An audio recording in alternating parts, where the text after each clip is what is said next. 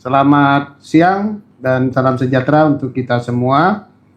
Sidang Komisi Informasi Pusat dengan nomor register sengketa 083/10 Romawi KIP Sri PSI 2025 antara Dr. Bonatua Silalahi terhadap Kementerian Pendidikan Dasar dan Menengah Republik Indonesia pada hari Rabu 4 Februari 2026. Skor sidang dicabut dan sidang dinyatakan dibuka dan terbuka untuk umum. Silakan Panitera untuk menghadirkan para pihak. Untuk pihak termohon dari Kemdikbudrismen bisa menempati kursi sebelah kanan dan pemohon di sebelah kiri.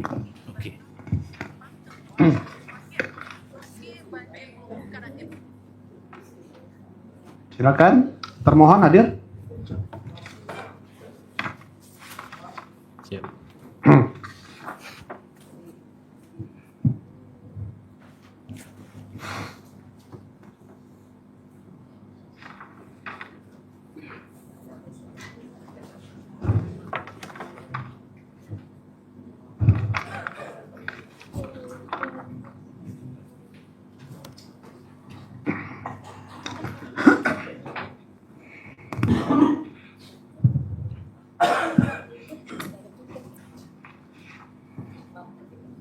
Baik, sudah bisa kita mulai ya.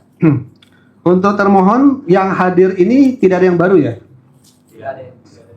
Sama ya, semuanya yang hadir. Jadi Pak Jus tidak perlu lagi untuk memeriksa surat kuasa ya. Baik, para pihak perlu disampaikan, terutama pemohon, bahwa sebelumnya majelis telah melakukan pemeriksaan setempat ya, yaitu memeriksa dokumen di tempatnya termohon tanpa dihadiri oleh pemohon. Ya. Dan itu merupakan salah satu bagian daripada hukum acara Komisi Informasi di mana ketika termohon mengecualikan informasi publik. Baik. Karena itu sidang kita lanjutkan dan pada kesempatan ini agenda kita adalah mendengarkan atau menghadirkan ahli yang dihadirkan oleh majelis komisioner tentunya. Oleh karena itu kami persilakan kepada Panitera untuk menghadirkan menghadirkan ahli yang akan nanti memberikan keterangan kepada kita. Silakan. Baik, untuk Bapak Alamsyah. Ya. Baik, silakan duduk.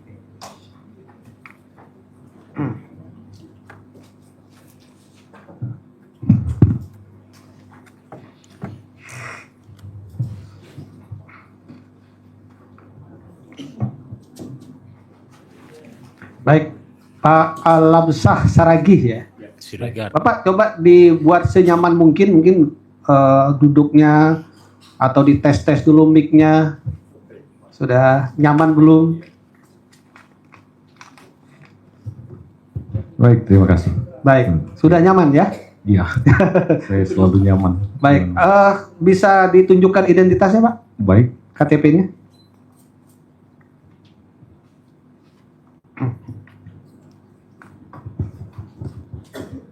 Baik, terima kasih. Silakan duduk Pak. Silakan duduk ya.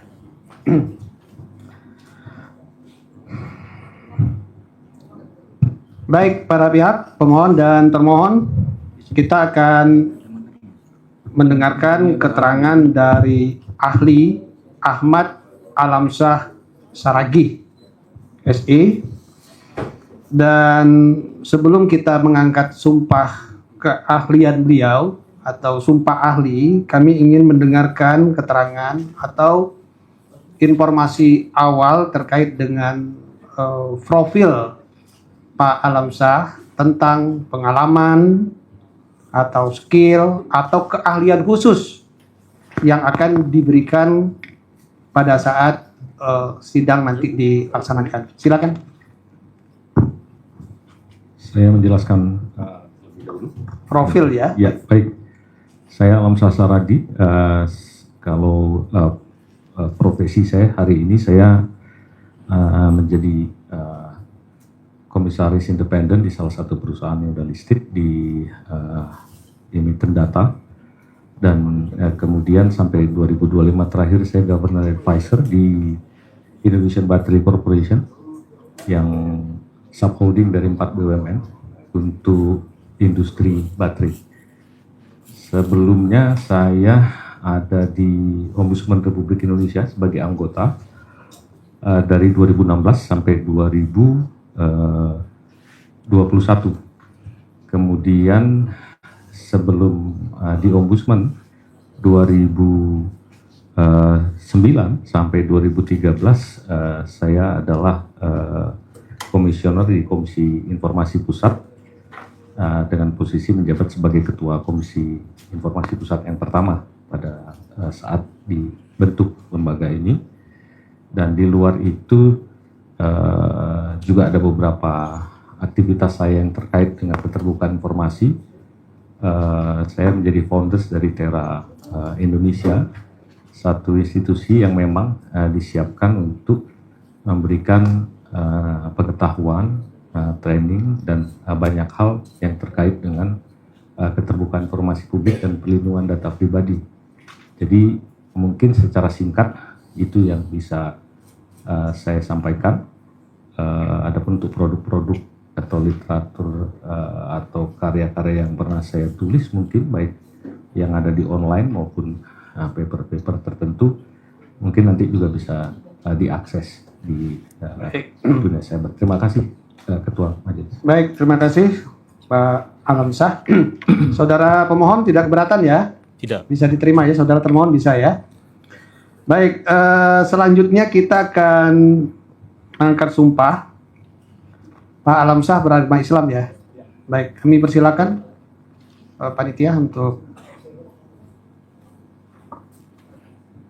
mengambil sumpah ya. Baik. Silakan diikuti kata-kata saya. Demi Allah, saya bersumpah atau berjanji sebagai ahli akan memberikan keterangan sesuai dengan keahlian saya dengan sebenarnya, tidak lain daripada yang sebenarnya. Baik, terima kasih. Silakan duduk Pak Alamsyah. Baik, pada kesempatan ini Pak Alamsyah diminta oleh majelis untuk memberikan pendapatnya ya, berkaitan dengan keahlian Pak Alamsyah tentang keterbukaan informasi publik secara umum. Lalu mungkin nanti secara khusus Pak Alamsyah diminta untuk memberikan pendapatnya tentang informasi yang dikecualikan atau tentang pengujian sebuah informasi yang dikecualikan melalui uji konsekuensi, atau juga keahlian yang nanti berkaitan dengan data pribadi seseorang. Saya kira itu. Pak Alamsyah bersedia ya? Bersedia. Baik. Kita mulai saja mungkin dari majelis, nanti para pihak juga akan mendalami. Saya akan bertanya secara umum saja dulu, nanti kemudian Pak Alamsyah akan bisa menguraikan tentang pendapat yang dipahami. Saya ingin tanyakan, sejauh mana sebuah informasi dapat dikatakan sebagai informasi dikecualikan?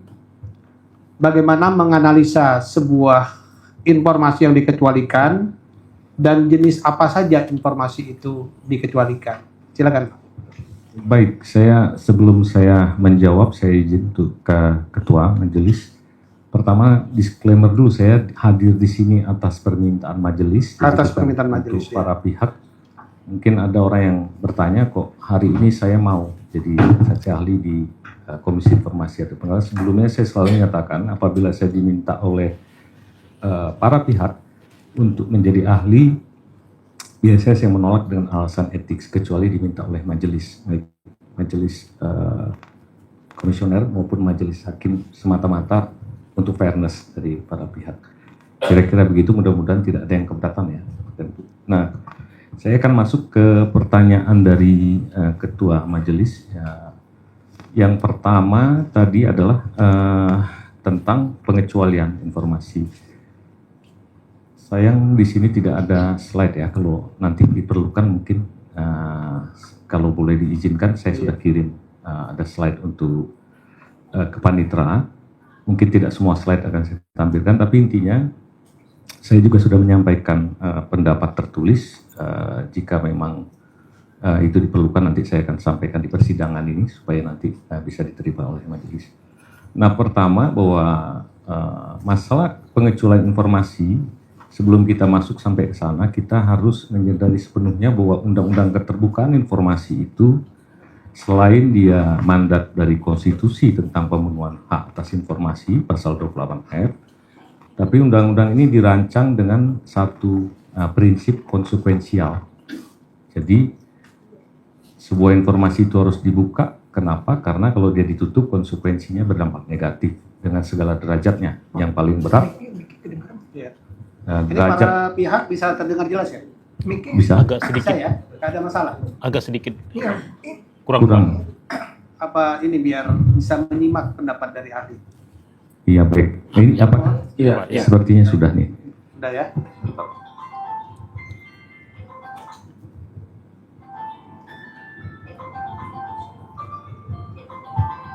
Sebentar, saya lupa. Maaf. Saya lupa mematikan, maaf.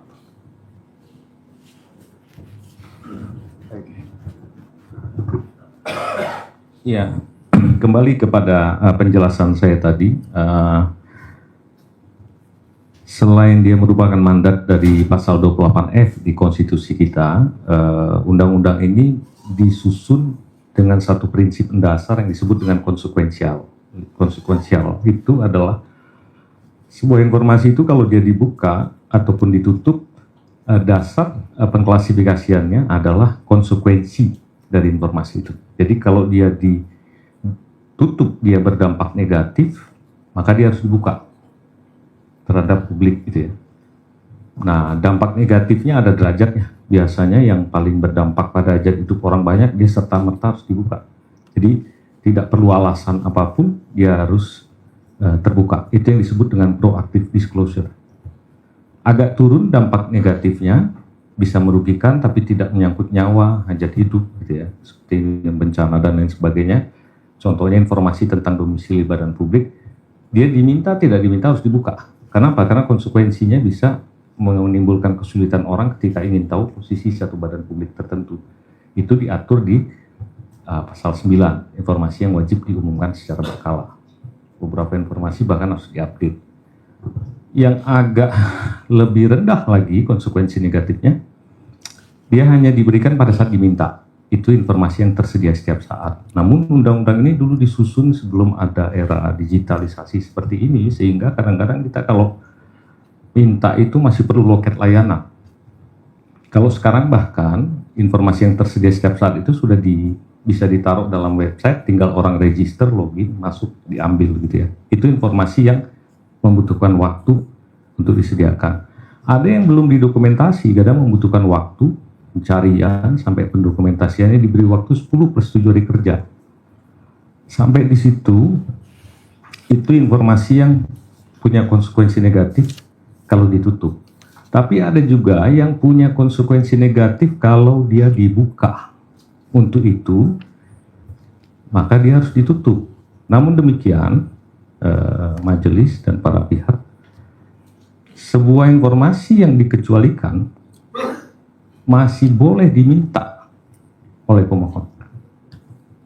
Itu khas di Undang-Undang Keterbukaan Informasi dimanapun.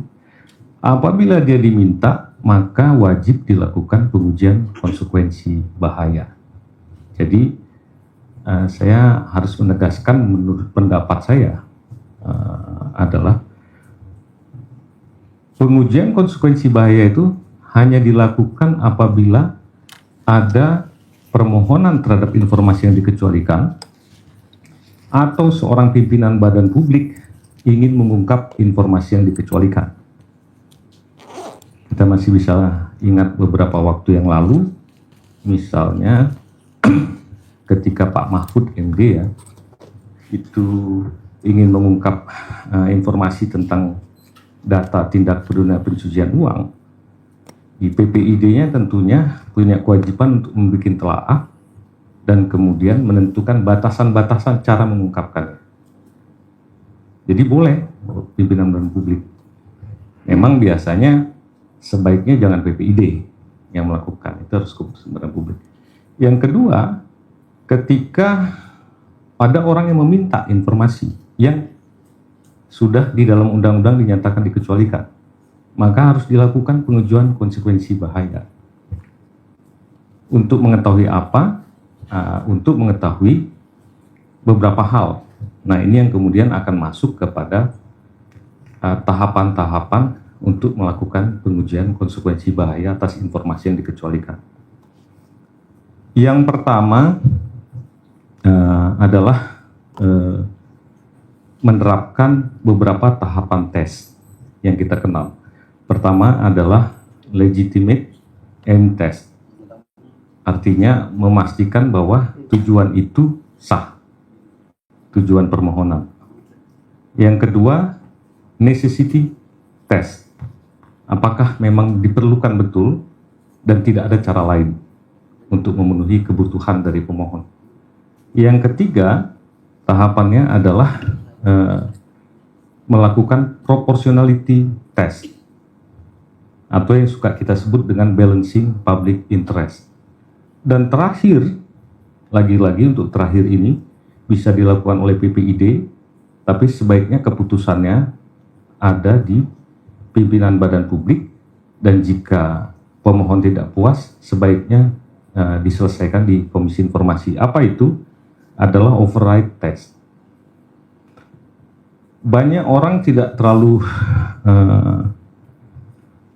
sadar, apalagi di institusi yang sangat positivistik ya, terbiasa dengan SOP, berhadapan dengan Undang-Undang Keterbukaan Informasi ini, kadang-kadang agak terkaget-kaget.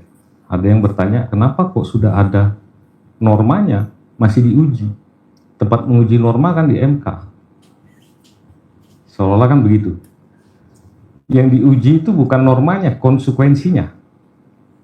Jadi undang-undang itu masih membolehkan, Undang-Undang Keterbukaan Informasi itu, apabila di dalam Undang-Undang Keterbukaan Informasi itu ada suatu konsekuensi bahaya yang sudah ditetapkan berdasarkan undang-undang, diuji untuk menentukan cara pemberian yang aman, di mana kerahasiaan tetap bisa dilindungi tujuannya, kepentingan publik juga bisa dipenuhi dengan teknis pemberian informasi yang bagaimana. Itu yang disebut dengan mitigasi risiko. Baik. Kira-kira begitu tahapan besarnya. Baik, saya lanjutkan. Dalam pengecualian terhadap informasi yang dikecualikan itu, mungkin dapat dikelompokkan menjadi 3. Ya. Ada informasi yang berkaitan dengan rahasia negara, informasi yang berkaitan dengan rahasia bisnis, atau informasi yang berkaitan dengan rahasia pribadi. Ya, sesuai dengan Saya langsung fokus pada pertanyaan terhadap informasi yang berkaitan dengan rahasia pribadi. Baik. Sejauh mana data pribadi penduduk atau data pribadi warga negara dilindungi oleh hukum yang diketahui oleh ahli. Jadi fokus kepada data pribadi. Kan sekarang kita ada undang-undang perlindungan data pribadi, undang-undang nomor 27 tahun 2022. Nah, bagaimana pemahaman ahli ya untuk melindungi data pribadi bagi warga negara? Ya, ada beberapa proses majelis. Yang pertama, sebelum kita memiliki undang-undang data pribadi, kita lebih dulu memiliki undang-undang keterbukaan informasi. Kita juga tidak punya undang-undang privasi. Di beberapa negara kadang yang privasi dulu baru kemudian keterbukaan informasinya atau freedom of information atau access to information. Di Indonesia terbalik prosesnya karena kita mengalami proses historis sendiri. Kita berada dalam rezim yang sangat tertutup sehingga pada saat itu khawatir kalau dibikin sebuah undang-undang yang memperkuat privasi, semua akan bisa ditutup gitu ya. Sehingga diterbitkan terlebih dahulu Undang-Undang Keterbukaan Informasi, menyusul kemudian tata kelolanya itu Undang-Undang Arsip. Dan ada keinginan dulu menerbitkan Undang-Undang Kerahasiaan Negara tapi batal. Kemudian baru diterbitkan Undang-Undang Intelijen Negara, dan baru terakhir Undang-Undang tentang Pelindungan Data Pribadi yang juga prosesnya cukup panjang. Nah, bagaimana kita melihat ini? Pertama, di Undang-Undang Keterbukaan Informasi itu ada jenis-jenis informasi yang dikecualikan di pasal 6. Yang satu, pengecualian itu sifatnya substansial, yang kedua yang prosedural. Jadi di ayat 2 itu tidak wajib diberikan apabila orang meminta di luar prosedur. Tapi kalau orang sesuai dengan prosedur, substansi yang dikecualikan tetap harus ditolak oleh badan publik. Ya. Nah, yang pertama adalah menyangkut kerahasiaan pribadi, kedua yang bisa mengganggu persaingan usaha yang sehat atau saya sebut sebagai kerahasiaan bisnis, dan kemudian yang ketiga yang menyangkut kerahasiaan negara.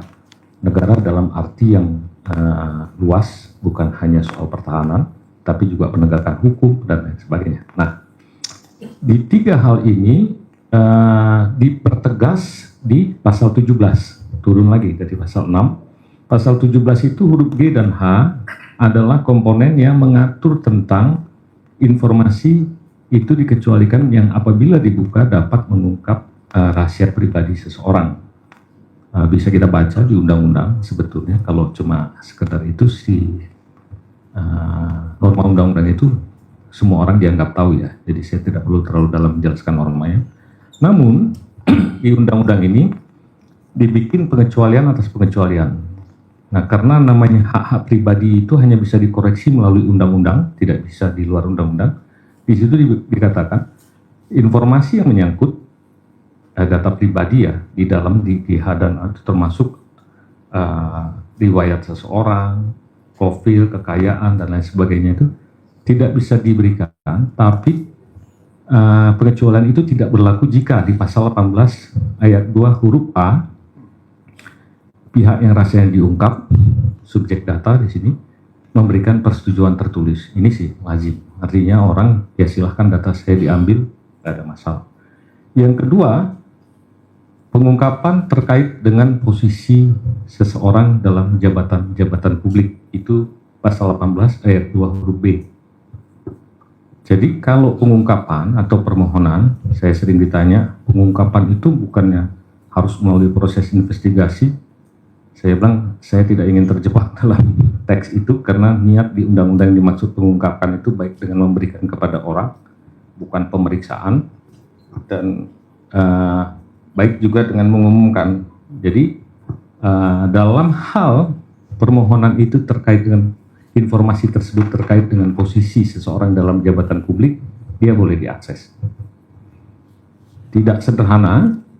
Kalau masuk ke riwayat kesehatan, dia harus dipertimbangkan dengan cermat, hati-hati juga PPID, karena untuk membaca riwayat psikologis, riwayat kesehatan itu orang memiliki kompetensi tertentu, jika tidak bisa misinterpretasi, maka untuk jenis-jenis informasi pribadi, ketika terkait dengan posisi jabatan seseorang, apabila membutuhkan standar kompetensi dalam menginterpretasi, juga tidak bisa dengan begitu saja diberikan. Riwayat kesehatan saya ketika saya daftar di Ombudsman bisa boleh dinyatakan hasilnya sehat atau tidak, boleh. Tapi kalau orang mau melihat kadarnya dan lain sebagainya, itu harus dengan pendampingan orang yang memiliki kompetensi. Baik. Jadi ada batasnya, kira-kira begitu. Nah, baik. Sedikit lagi majelis, ini tetap inline dengan undang-undang yang terakhir baru terbit. Itu adalah Undang-Undang Perlindungan Data Pribadi. Jadi ketika dia tidak disetujui oleh yang memiliki data atau subjek data, tidak terkait dengan posisi dalam jabatan publik seorang, maka dia harus kembali kepada undang-undang yang spesifik mengaturnya. Itu adalah Undang-Undang Perlindungan Data Pribadi. Kira-kira begitu. Baik, saya satu lagi nanti akan dilanjutkan oleh majelis dan para pihak tentunya. Ya. Tadi ahli menyinggung soal Undang-Undang Perlindungan Data Pribadi, ya. Dan kalau kita melihat, ya mungkin ahli sudah membaca secara tuntas undang-undang itu, tapi saya coba untuk uraikan juga ya. Di dalam Undang-Undang Perlindungan Data Pribadi itu kan ada pasal 15 ayat 1. Ya, saya langsung aja menukik ke sana. Di situ disebutkan hak-hak subjek data pribadi dikecualikan untuk kepentingan pertahanan dan dikecualikan ya maksudnya. Saya ulangi lagi biar tidak salah dalam hal penafsiran. Ya. Pasal 15 ayat 1, hak-hak subjek data pribadi dikecualikan untuk A. Kepentingan pertahanan dan keamanan nasional, B. Kepentingan proses penegakan hukum, C. Kepentingan umum dalam rangka penyelenggaraan negara, D. Kepentingan pengawasan sektor jasa keuangan, moneter dan sistem pembayaran, stabilitas sistem keuangan yang dilakukan dalam rangka penyelenggaraan negara, atau E. Kepentingan statistik dan penelitian ilmiah. Ya. Saya ingin minta pendapat ahli yang berkaitan dengan pasal 15 ayat 1 huruf E ini tentang kepentingan statistik dan penelitian ilmiah. Itu kan dikecualikan kalau menurut undang-undang PDP ini. Bagaimana pemahaman ahli atau pendapat ahli untuk menerjemahkan atau mengimplementasikan pasal ini? Yang untuk penelitian itu mengakses data pribadi seseorang sebatas untuk kepentingan penelitian. Berbeda ya, ini maksud saya Iya. dengan pasal 18 ayat 2 huruf B yang ada di Undang-Undang Keterbukaan Informasi, konteksnya berbeda. Kalau dalam penelitian, maka tentunya orang yang mengakses tersebut harus menunjukkan skema penelitiannya, relevansinya dalam penelitian tersebut untuk pengungkapan data pribadi tersebut.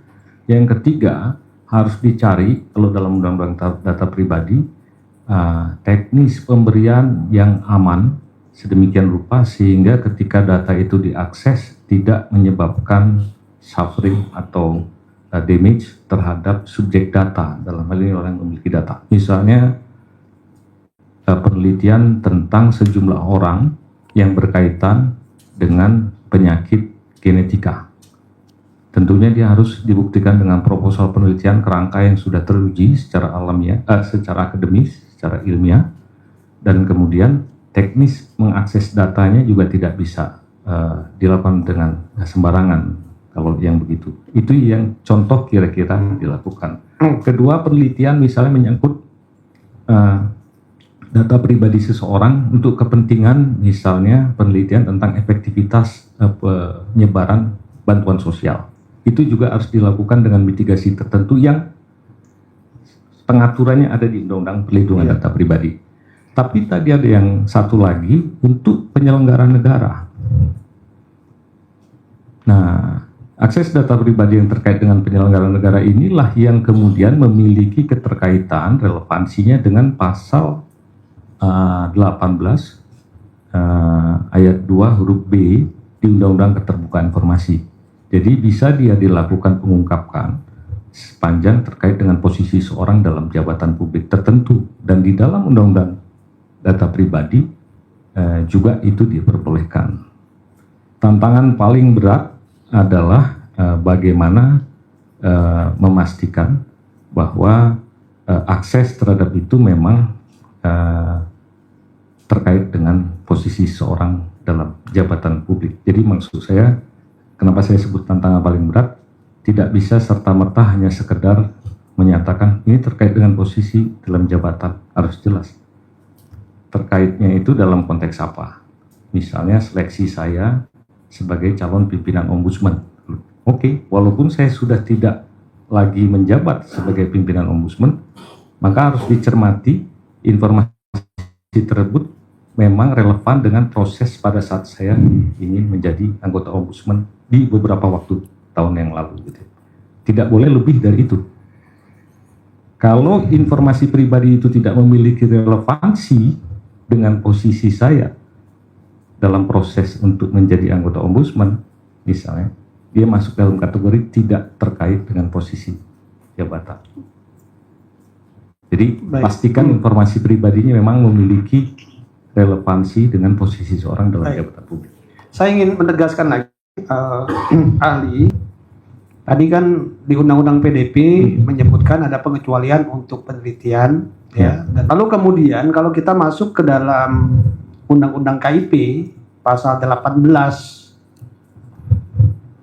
angka 2 huruf B, ya, atau angka 18 angka 2 huruf A, pihak yang rahasianya diungkap memberikan persetujuan tertulis. Kan begitu ya? Ya.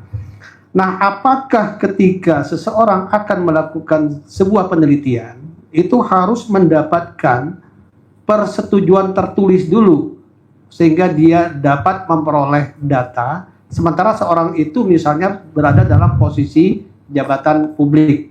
Ini kan ada posisi seorang misalnya dalam jabatan publik, kemudian di satu sisi ini diizinkan untuk penelitian, dan kemudian juga apakah harus mendapatkan persetujuan dari yang subjek data tersebut. Nah, bagaimana pemahaman ahli tentang hal ini? 18 ayat 2 itu dulu disusun pada saat Undang-Undang Keterbukaan Informasi itu bukan sifatnya A dan B-nya kumulatif, bukan.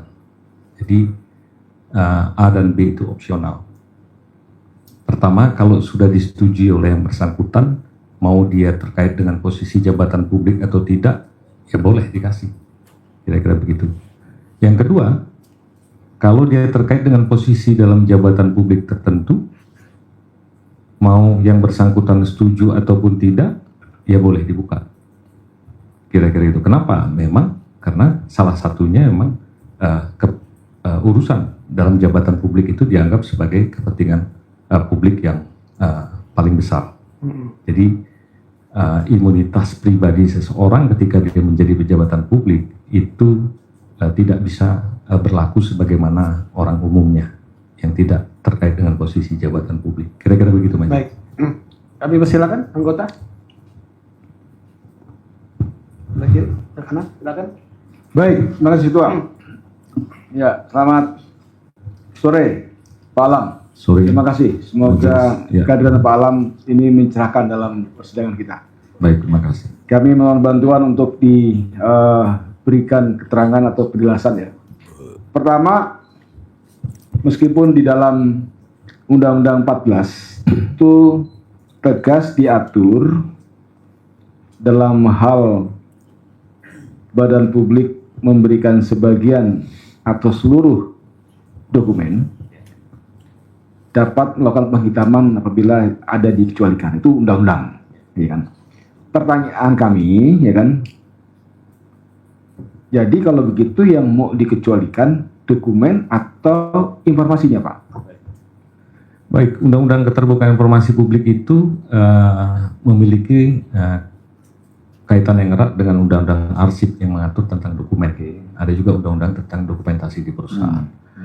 Nah, dalam pasal 6 dinyatakan bahwa badan publik berhak menolak memberikan informasi kalau informasi belum didokumentasikan.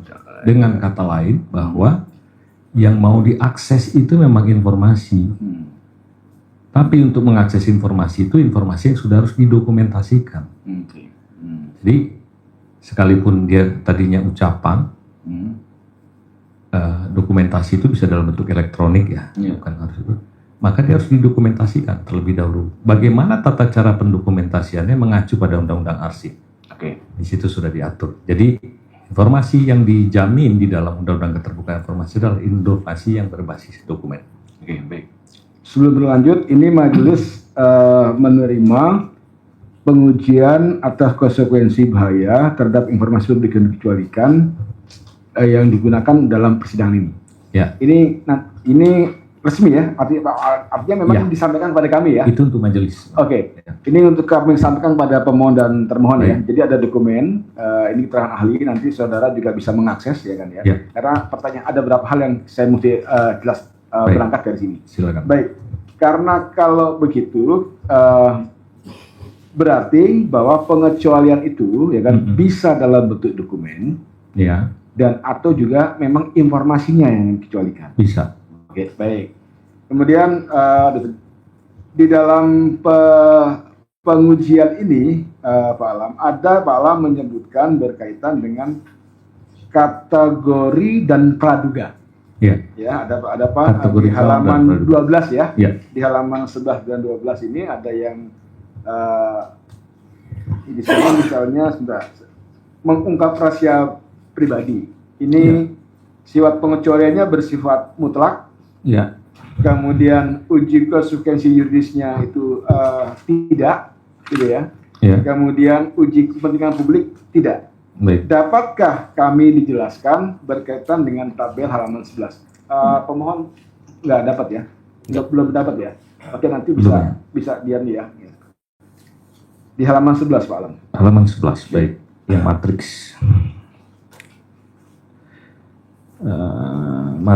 Karena ini materi yang kemarin saya pelajari buat Pak, Ya. jadi Ini pendapat. bikin makalah Pak. Jadi Baik. masih ingat Pak. Silakan Ya. Pak. Baik, pendapat saya ini Ya. mulai dari filosofi ya sampai kemudian teoritiknya dan terakhir masuk ke dalam undang-undang keterbukaan informasi. Secara teoritik memang di dalam kerahasiaan atau rezim pengecualian itu dia ada yang menyangkut informasi yang dirahasiakan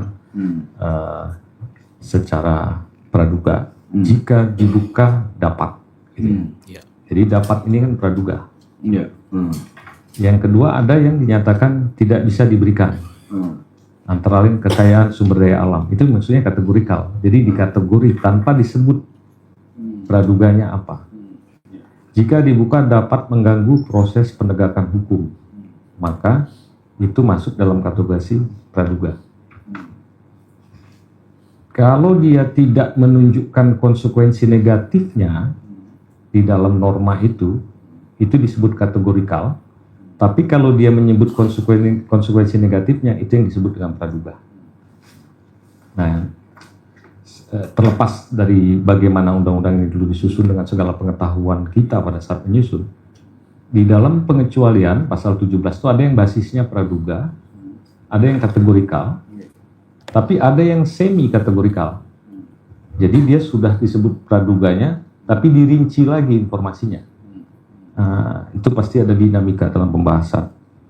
Itu yang saya maksud, informasi yang bisa dilakukan pengujian konsekuensi bahaya dan pengujian kepentingan publik. Ada informasi yang dirahasiakan bersifat absolut. Absolut itu ciri khasnya tidak perlu dilakukan pengujian konsekuensi bahaya atau balancing dengan kepentingan publik. Kalau dia absolut, maka dia mengikuti undang-undang yang mengatur itu. Kalau dia absolut ya. Kecuali sudah dikoreksi absolutitasnya. Nah, biasanya menyangkut kerahasiaan pribadi, salah satu. Kerahasiaan pribadi itu tidak perlu lagi disebut jika dibuka harta kekayaannya dapat menimbulkan perasaan tidak nyaman bagi yang bersangkutan. Itu nggak perlu. Pokoknya yang sudah kekayaan tidak boleh dibuka. Itu kategorikal atau disebut dengan kelas. Jadi tidak digunakan rumusan praduga. Nah, yang absolut ini di dalam Undang-Undang KIP tidak dinyatakan secara eksplisit, tapi bisa kita lihat dari jangka waktu pengecualian. Kalau dia tidak absolut, maka biasanya harus ditetapkan jangka waktu pengecualiannya. Kalau absolut, permanen dia selamanya, kecuali oleh undang-undang dinyatakan lain. Misal tadi, harusnya kapabilitas saya, CV saya itu ketika saya tidak sedang terkait dengan posisi jabatan publik, itu informasi yang absolut. Hanya saya setuju baru orang baru bisa mengakses. Tapi ketika saya berkaitan dengan posisi saya di ombudsman, misalnya pada saat saya sedang di ombudsman atau dulu saya di komisi informasi, orang meminta data CV yang saya masukkan dalam proses seleksi, ya kemudian tidak berlaku karena pasal 18 2 huruf B. 14 ayat 2 huruf B. Itu yang saya maksud, sesuatu yang absolut itu hanya bisa dikoreksi oleh undang-undang. Jadi tidak pakai pengujian. Pengujian konsekuensi dalam informasi yang sifatnya absolut itu saya yakin tidak akan pernah bisa selesai tuntas sampai override. Dia hanya bisa sampai batas mengidentifikasi apakah diperbolehkan oleh undang-undang tertentu yang bisa dilakukan. Jika tidak diperbolehkan oleh undang-undang tertentu, tidak perlu melakukan penguji konsekuensi untuk balancing dan lain sebagainya. Baik, karena pertanyaan itu Bang Pak Alam, karena kami membandingkan antara hasil uji konsekuensi dari termohon ya, materialnya dengan teori yang Bapak sampaikan. Oke, tadi di depan Bapak menjelaskan bahwa sebuah informasi pribadi, ya kan, itu bisa dibuka, ya kan, atau untuk melihat resiko bahayanya, ya kan. Dibuka informasi dikecualikan boleh diminta oleh pemohon, Oh, informasi dikecualikan. Tapi harus dilakukan uji konsekuensi atas bahaya tersebut. Ya, sepanjang tidak absolut pengecualian. Yang tidak absolut tadi Ya. ya. Oh, yang sifatnya yang bukan yang tidak absolut ya. Iya. Tapi kalau yang absolut ya tidak, tetap harus ada uji konsekuensi. Tidak perlu melakukan uji konsekuensi Oke. sampai tuntas. Oke. Hanya mengidentifikasi apakah ada dasar hukum yang membolehkan untuk dibuka. Gitu. Maka ikuti dasar hukum itu. Titik. Nah, berarti kalau mengungkap rahasia pribadi ini tidak perlu ada uji konsekuensi yuridis, Pak. Uji konsekuensi sampai mengidentifikasi kemungkinan override tidak perlu. Oke, baik. Lanjut. Kemudian, Pak, di dalam uji konsekuensi itu sebuah badan publik itu diminta untuk menyampaikan dasar hukum pengecualian. Ya. Bagaimana, Pak, harus disikapi kalau kemudian sebuah badan publik itu memberikan beberapa dasar hukum undang-undang, Ya. kan? Ada 2 atau 3, Ya. kan? Undang-undang yang disampaikan. Hmm. Lalu apakah ini kita lakukan secara kumulatif, ya kan? Atau kita mau ambil secara parsial saja dalam kami memutuskan, gitu kan? Misalnya untuk konkret, Pak, ya, ini ini dikecualikan dasarnya undang-undang KIP, undang-undang PDP, undang-undang Kearsipan, Ya. gitu, Pak, ya. Ya. Ini berkaitan dengan dokumen rahasia pribadi. Ya. Ada tiga undang, Ya. semua saling beririsan, gitu Ya. kan, ya. Maka Majelis Komisioner dalam nanti membuat pertimbangan, ya kan, itu sebaiknya bersikap seperti apa terhadap 3 undang-undang ini, Pak? Dalam pengujian konsekuensi itu step pertamanya kan mengidentifikasi informasi yang punya potensi pengecualian secara yuridis dulu. Maka Oke, ya. identifikasilah dasar-dasar pengecualian. Ya. Di dalam dasar pengecualian secara yuridis itu boleh jadi ada di dalam Undang-Undang KIP pasal 17, boleh jadi sesuai dengan Undang-Undang KIP juga di pasal 17 huruf C, Ya. boleh jadi ada di undang-undang lain. Ya. Maka semua harus diinventarisasi dan kemudian dijadikan argumen untuk dasar mengecualikan informasi. Mengecualikan dulu ya. Pada saat orang meminta informasi yang dikecualikan itu, lakukan pengujian konsekuensi bahaya dari informasi yang dikecualikan itu kalau diungkap. Iya. Itu. Maka ini ini relevan dengan tadi keterangan ahli. Ya. Yang diuji bukan normanya, Konsekuensi. bukan Iya. menyandingkan pasal undang-undang KIP sekian, pasal PDP Bukan. sekian, tapi adalah konsekuensi yang mungkin timbul Iya. dari situ, Pak, ya. Betul. Oke, baik, terima kasih. Lanjut, Pak. Nah, kemudian konsekuensi pertimbangan bagi publik nih, Pak. Ya. Ini sebenarnya bagaimana sih, Pak, tolok ukur bagi badan publik, ya kan, untuk menetapkan sebuah parameter bahwa informasi ini dibuka ini bermanfaat buat publik, Ya. atau sebaliknya kalau ditutup, nah ini kita mau melindungi publik nih. Ya. Gitu. Ini wajibkah badan publik membuat parameter-parameter yang terukur? Itu yang saya sebut. Kalau parameter yang terukur tidak wajib. Oke. Karena nanti orang terjebak sama empirical, bukan pada Oke. praduga lagi. Oke. Jadi di dalam ini saya sebut, di dalam paper saya sebut sebagai negative rule consequentialism. Itu artinya orang mencari cara yang paling optimal agar dua kepentingan yang kontradiktif itu bisa terpenuhi. Jadi teorinya adalah teori optimasi. Agak rumit di sini, makanya dibentuk komisi informasi. Jadi memang tujuannya di komisi informasi itu terjadi dispute, dialah yang akan menentukan optimasinya. Apa yang saya maksud dengan optimasi, majelis? Bagaimana cara memberikan informasi, mengungkap agar tujuan kerahasiaan yang dijamin oleh undang-undang tetap terjaga, tujuan permohonan bisa tetap terpenuhi. Ingatnya. Itu.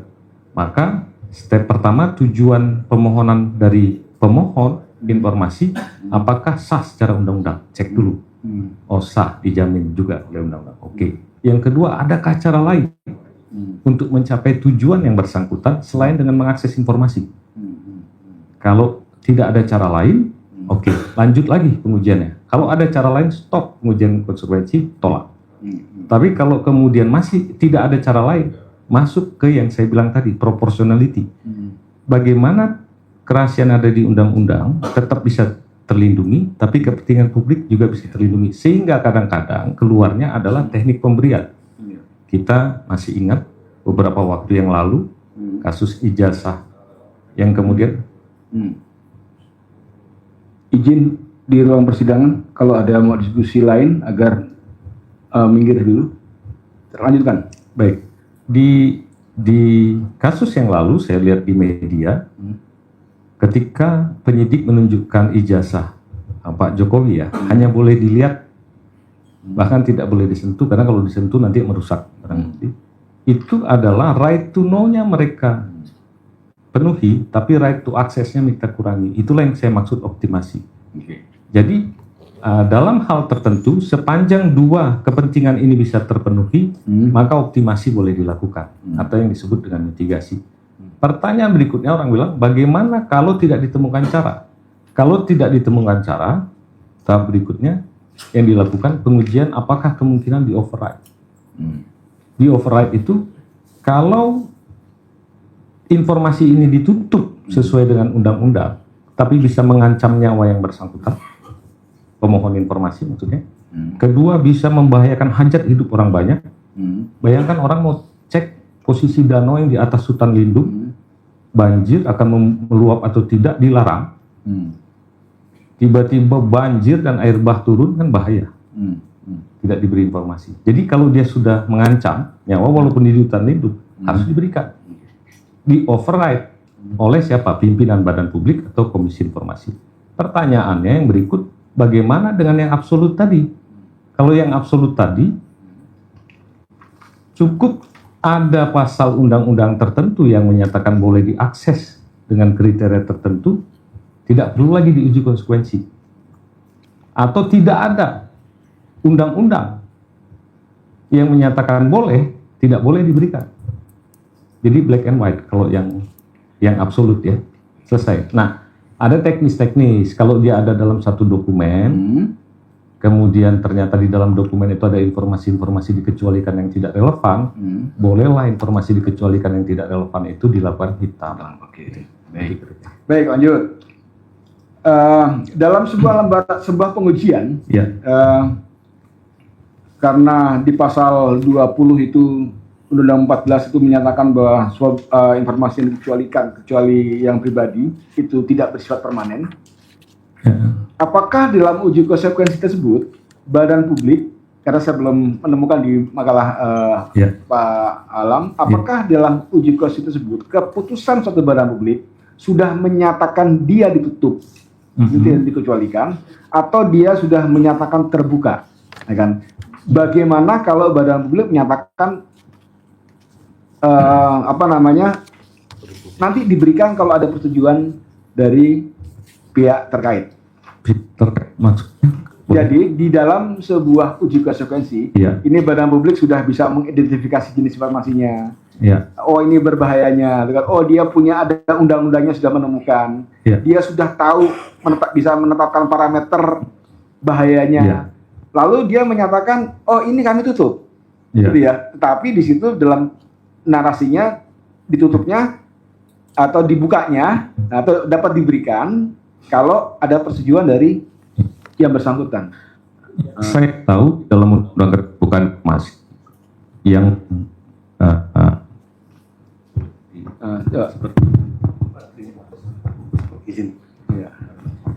yang membutuhkan persetujuan pihak lain itu biasanya menyangkut informasi privat, baik informasi pribadi ataupun informasi di perusahaan yang terkait dengan kontraktual misalnya itu ya. Nah, di luar itu tidak memerlukan persetujuan pihak lain dalam pengujian. Kenapa? Karena dia bukan informasi privat. Maksud pertanyaan saya, ketika dia menyatakan dalam sebuah hasil akhir uji konsekuensi, itu kan dia akan menutup atau membuka. Keputusan seperti itu. Betul. Nah, di dalam keputusan menutup dan membuka itu, atau katakanlah dia membuka, Pak ya. Asumsikan dia membuka. Membuka, tapi kemudian ditambahkan keterangan membutuhkan persetujuan dari pihak lain. Itu tidak bisa, itu bukan ketetapan. Bukan ketetapan ya. Ketetapannya harus buka atau tutup, kemudian cara memberikannya apa. Baik. Karena ini berkaitan dengan ilmunya material kita uji dengan Iya. dapat Bapak. Iya, jadi maksud saya begitu. Jadi dia tidak Nah. bisa ada kontingensi lagi. Pak Alam, nah tadi itu hal-hal yang sifatnya general Pak Alam ya. Iya. Nah sekarang yang agak spesifik karena tadi Pak Alam juga menerangkan agak mengerucut pada perkara aku. Tadi Pak Alam menjelaskan atau memberi contoh terhadap dokumen-dokumen Pak Alam Iya. pada saat Pak Alam mengikuti seleksi, Iya, meskipun sekarang Pak Alam sudah tidak lagi Iya.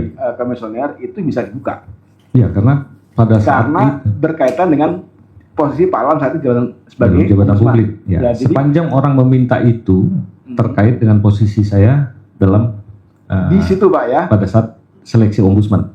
Jadi sekarang nih Bapak nih jadi Misal. kemarin ombudsman, Ya, ya Pak ya. Sekarang nggak di ombudsman, ya, di tempat lain, Ya. badan publik Pak ya. Ya. Kemudian ada orang ingin mendapatkan dokumen tersebut atau informasi tersebut, Ya. kan? Tapi berkaitan dengan posisi Bapak yang baru, itu bagaimana Pak? Nah. Dalam teori yang Bapak pahami, kalau dalam posisi saya yang baru, apakah saya sedang ada dalam jabatan publik? jabatan publik, Kalau- dalam posisi jabatan publik. Kalau posisi dalam jabatan publik ya, dia tidak perlu melihat yang lalu, dia minta posisi saya ketika saya menempati jabatan publik. Oke. itu, informasinya boleh. Tapi kalau saya sekarang privat, Ya pasti tidak boleh, kan? ya tidak bisa. Ah. Yang dia bisa meminta informasi ke Pansel atau Setnek dulu yang menangani, mana data CV-nya Alamsyah saya mau lihat misalnya pada saat dia mendaftar ombudsman sebatas CV itu. Tapi setelah tahun 2021 saya tidak lagi di situ, ya dia tidak bisa meminta karena saya tidak pada posisi sedang Oke. jabatan publik. Jadi pada saat Pak Alam sudah tidak lagi menjadi pejabat publik, Iya. gitu kan ya, dengan Informasinya. tadi, maka informasi pada saat dulu Pak Alam mencalonkan, Iya. ya kan, itu menjadi tidak bisa lagi. Oh masih pada saat Masih saya boleh? mencalonkan boleh.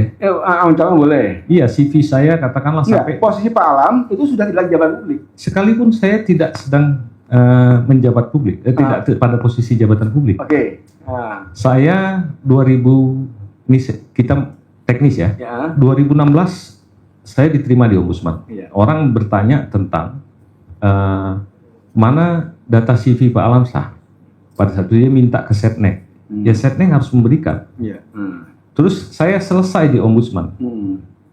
Ada orang minta data CV saya ketika saya mendaftar ke ombudsman Hmm. dan kemudian diterima di ombudsman. Hmm. Tetap boleh diberikan.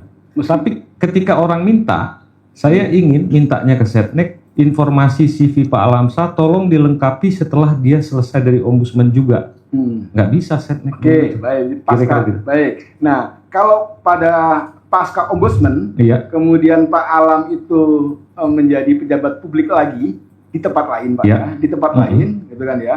Ya.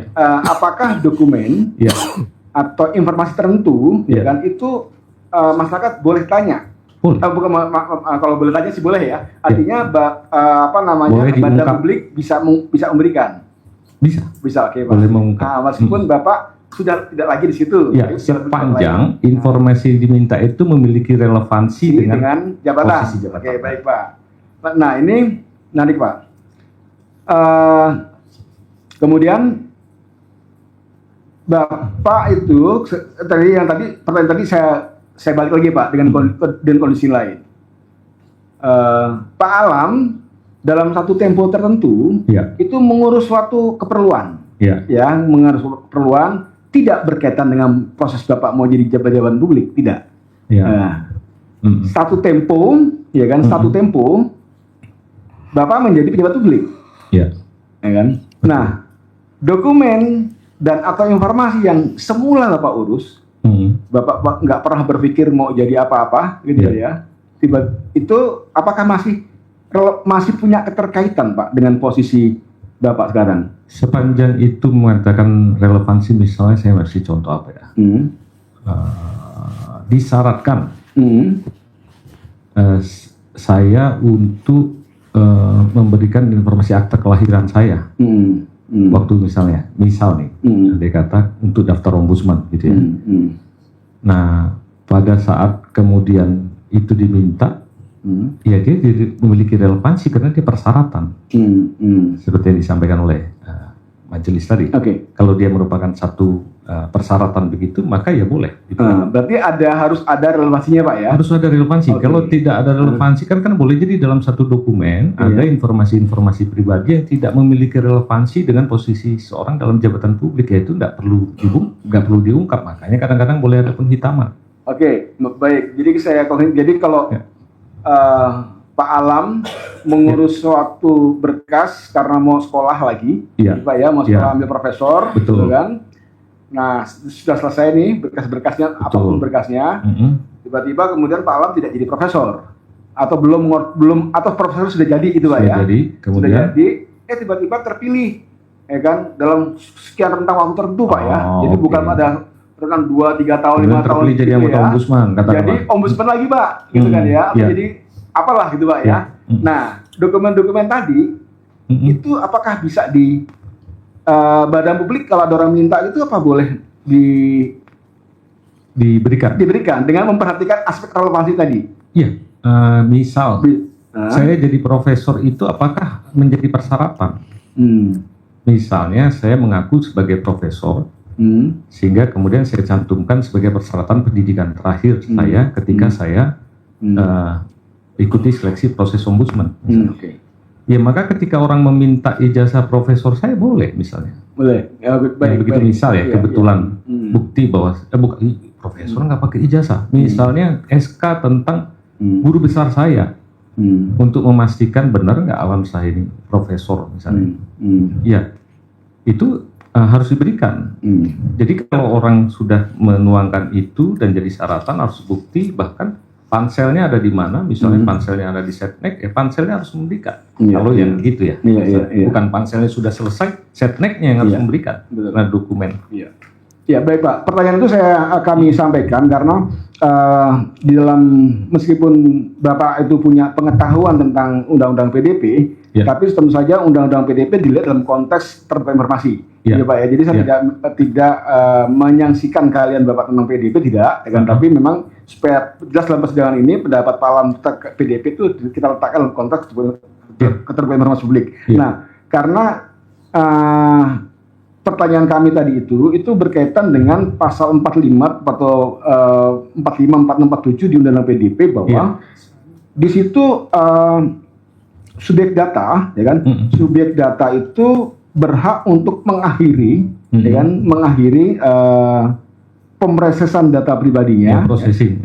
Kalau sudah selesai tujuan peruntukannya sudah selesai, gitu Pak ya, sudah selesai. Makanya tadi kan kalau tadi kita contohkan dengan Pak Alam sebagai peserta seleksi, kan sudah selesai Pak urusan saya, kan saya Bapak punya hak untuk menyatakan stop dong data saya, gitu kan ya. Nah itu kalau dikaitkan dengan pasal 15 tadi kalau ketua yang kepentingan umum itu nyambung nggak Pak?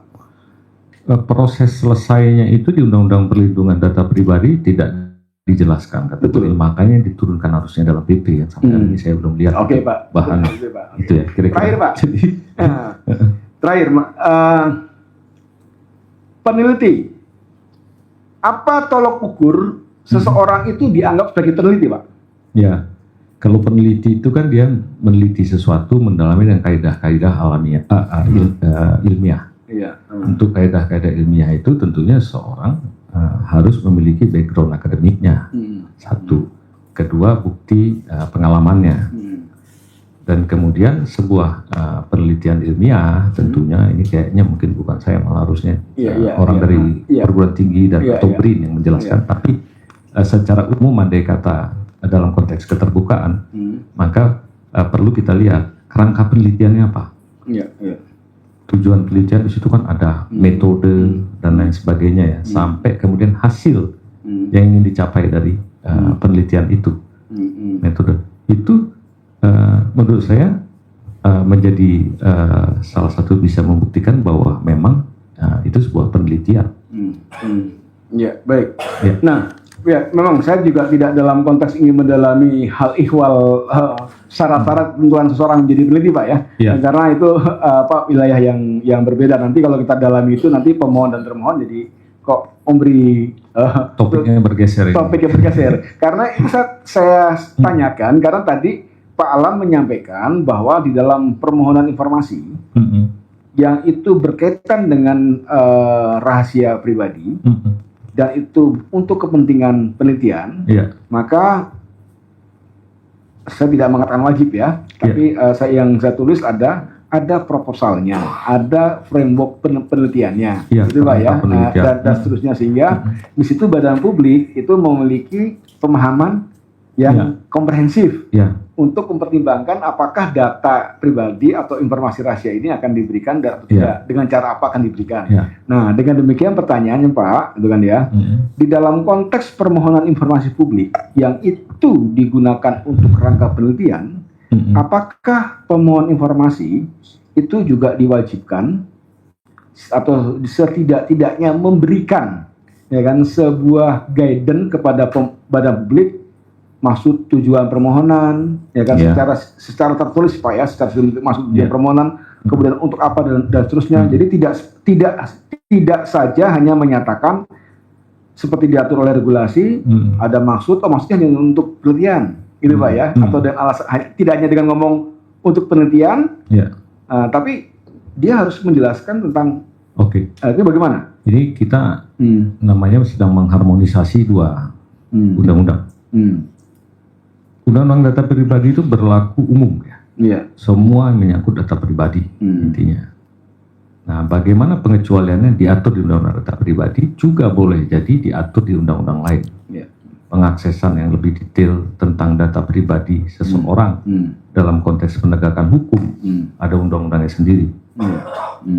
Sehingga sepanjang subjek data ini belum berubah status berdasarkan undang-undang lain, dia tetap merupakan subjek data pribadi yang harus mengikuti undang-undang data pribadi caranya.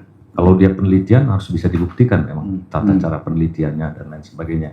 Saya menguji melihat sel darah sekian orang untuk melahirkan, nah, itu kan ada metode.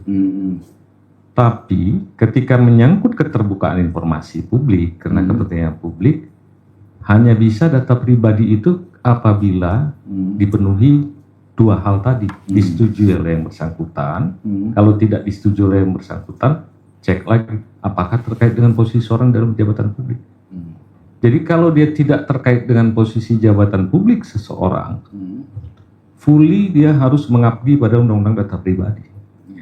Ketika dia ngomong untuk penelitian, maka harus dibuka kerangkanya semua penelitian. Nah, pertanyaannya kan saya nggak tahu ini penelitian tentang apa. Jadi kalau sudah menyangkut data pribadi seseorang yang terkait dengan posisi dalam jabatan publik, mau penelitian mau enggak, semua publik boleh mengakses. Jadi buat apa lagi relevansinya sebuah kerangka tadi? Tapi kalau dia untuk data pribadi secara umum, bukan yang terkait dengan posisi jabatan publik, harus waspada. Penelitiannya itu harus bisa dibuktikan memang penelitian, makanya perlu kerangka dan lain sebagainya. Jadi dua undang-undang ini tidak bertentangan. Baik, sama. Terima kasih Pak Alam. Terima kasih anggota. Pak Alam, saya coba untuk mereview kembali dari apa yang tadi yang dijelaskan oleh Pak Alam, tapi langsung pada pertanyaan. Nah, ini kita fokus pada pengungkapan atau informasi yang berkaitan dengan seseorang dalam jabatan, kan begitu ya? Nah itu.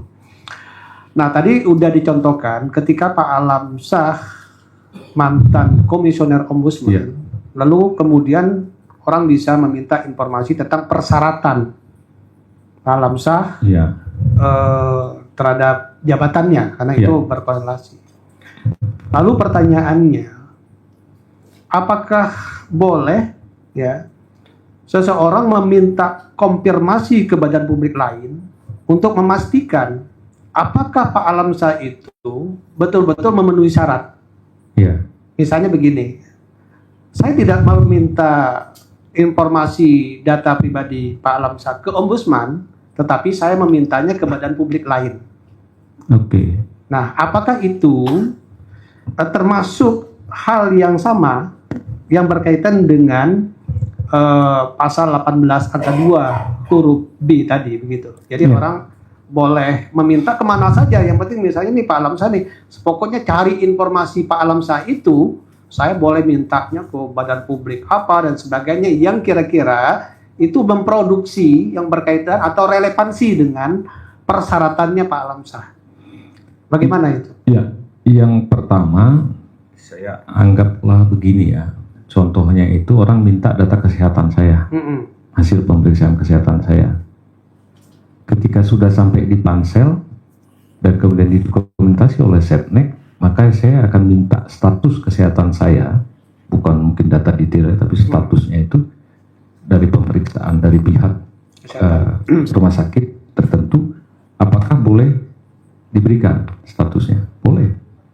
Ini hasil dari rumah sakit, bukan hasil pemeriksaan lab detail. Bahkan rumah sakit tidak memberikan kepada pansel biasanya yang detail, karena itu menyangkut medical record orang, itu ada ketentuannya sendiri.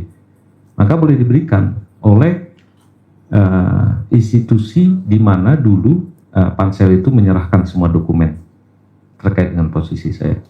Tapi ketika saya melakukan pemeriksaan itu di rumah sakit swasta, katakanlah rumah sakit apa itu yang swasta yang agak populer di sini apa misalnya, rumah sakit ya Hermina, rumah sakit swasta. Kalau nanti saya kasih rumah sakit umum, nanti dia disebut sebagai badan publik lagi, tapi fungsi dia pada satu lain. Hermina, saya mau minta ke Hermina, betulkah Hermina mengirimkan dokumen ini? Betul. Terus saya mau cek bagaimana dulu ketika Hermina membuat itu dokumen asli hasil pemeriksaan Pak Alam, salinannya ada nggak? Misalnya, apakah Hermina harus memberikan? Tidak. Karena Hermina waktu saya cek itu sedang melakukan fungsi privat biasa. Ini item pemeriksaan kesehatan atau Prodia misalnya, ini hasil kesehatannya, dan itu kan urusan privat. Iya. Dia tidak harus memberikan pada saat itu.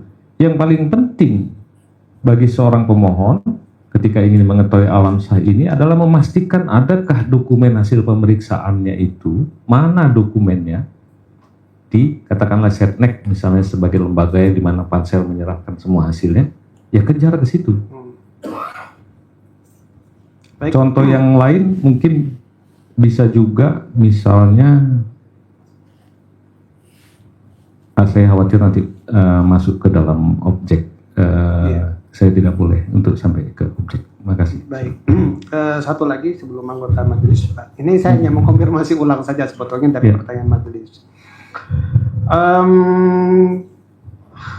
Tadi Pak Alamsyah menyebutkan bahwa yang bisa diberikan kepada orang yang meminta informasi dalam bentuk status, kan begitu? Karena status itu atau dokumen itu menjadi salah satu persyaratan, ya, ya persyaratan apa sajalah oleh seseorang itu digunakan begitu. Lalu apakah memungkinkan terkait apakah ini tidak bertentangan dengan data pribadi seseorang, ya, walaupun seseorang tersebut memiliki posisi jabatan tertentu, tetapi kemudian yang diminta juga adalah evaluasi dari hasil daripada sebuah status informasi tersebut. Alasannya kenapa ini bisa, atau persyaratannya kan biasanya di sebuah badan publik itu ketika akan menghasilkan sebuah informasi kan ada ininya dulu, ada apa pertimbangannya, ada evaluasinya dan sebagainya begitu. Apakah hanya cukup dengan statusnya saja? Karena ini menyangkut misalnya badan publik lain, ya, di luar persyaratan di badan publik yang saya maksudkan begitu ya. Nah, apakah hanya sebatas itu saja atau memang karena kan tidak relevan juga sebetulnya begitu. Tetapi misalnya evaluasinya, kemudian apa namanya itu persyaratannya dan sebagainya, sehingga untuk mengungkapkan bahwa status itu dinyatakan benar atau tidak. Nah, bagaimana pendapat Pak Alamsyah untuk menilai informasi ini terkait dengan data pribadi? Data pribadi dengan status ini apa ya maksudnya saya? Ya, misalnya begini. Statusnya tadi begini ya, kita ambil contoh nih. Rumah sakit itu mengeluarkan surat keterangan sehat. Kan gitu statusnya ya. Nah, itu kan status tuh namanya. Betul. Nah, dokter atau rumah sakit itu ketika mengeluarkan Ya, surat dia punya. keterangan kesehatan kan pasti ada latar belakang ini. Timbangan. Iya kan, ada pemeriksaan darahnya, Betul. ada pemeriksaan urinnya dan Betul. seterusnya. Ya kan? Ya. Nah, yang diminta untuk menjadi sebuah persyaratan itu kan status itu biasanya. Iya. Oh, ini orang sehat, Betul. begitu. Tetapi kemudian, apakah publik juga punya hak untuk mendapatkan Ke rumah sakit tadi. ke rumah sakit tadi ya, yang berkaitan dengan latar belakangnya ini gitu ya. Ya. Itu contoh ya. Ya. Misalnya kalau itu berkaitan dengan kesehatan. Baik. Tapi kan ini bisa juga contoh-contoh yang berkaitan Oh, dengan oke. informasi yang lain Oke. begitu. Nah, itu yang Nah, saya ini maksudkan. yang- Apakah cukup pada statusnya saja atau latar belakangnya begitu? Ya. Baik. Ini yang saya maksud pentingnya ya, dalam pengujian konsekuensi itu sebuah tahapan-tahapan yang ketat yang saya katakan tadi.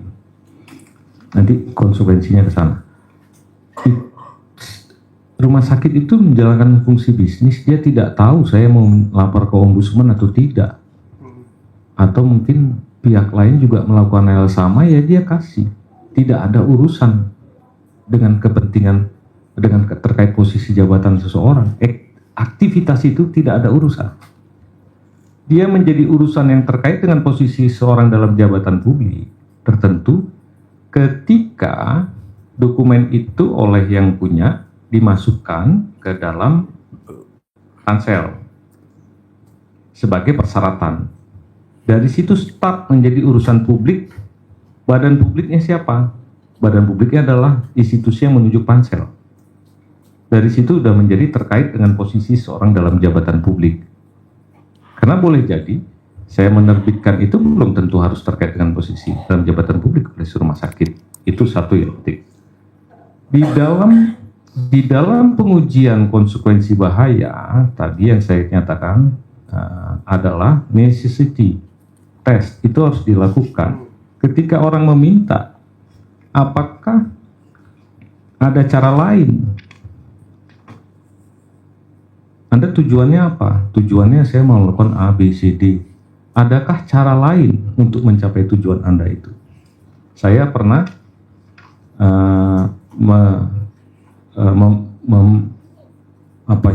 memberikan masukan ketika ada seseorang meminta hasil nilai ujian untuk mengetahui apakah ujiannya akuntabel atau tidak. Adakah cara lain daripada selain Anda melihat kunci jawaban soal untuk memastikan? Itu penting, necessity. Saya menduga ada penyimpangan. Penyimpangan dalam proses pengambilan keputusan itu maladministrasi.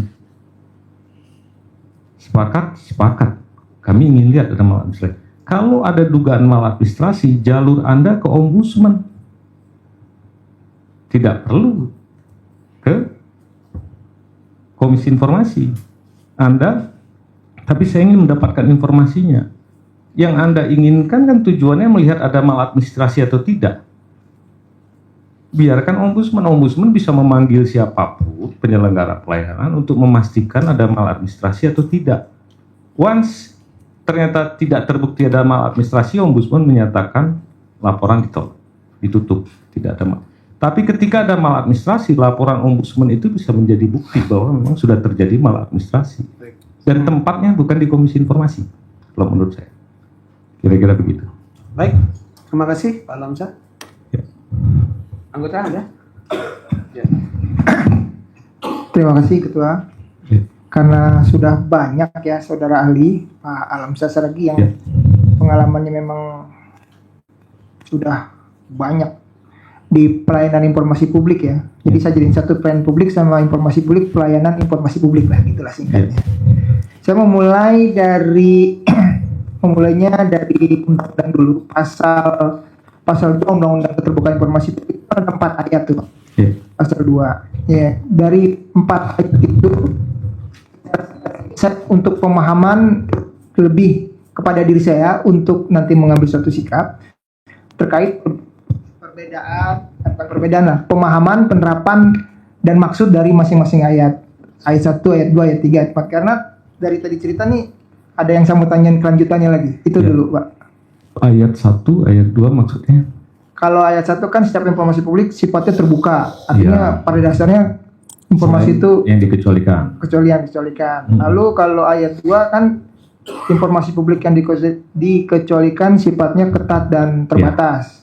Nah, itu Ya. yang saya maksud dari 4 ayat itu, gimana penjelasan singkatnya? Ya, informasi itu ketat dimaksudkan tidak bisa asal sekedar menyatakan dikecualikan, dia harus melalui suatu proses pengujian konsekuensi bahaya ketika kita mau menolak atau merahasiakan sebuah informasi.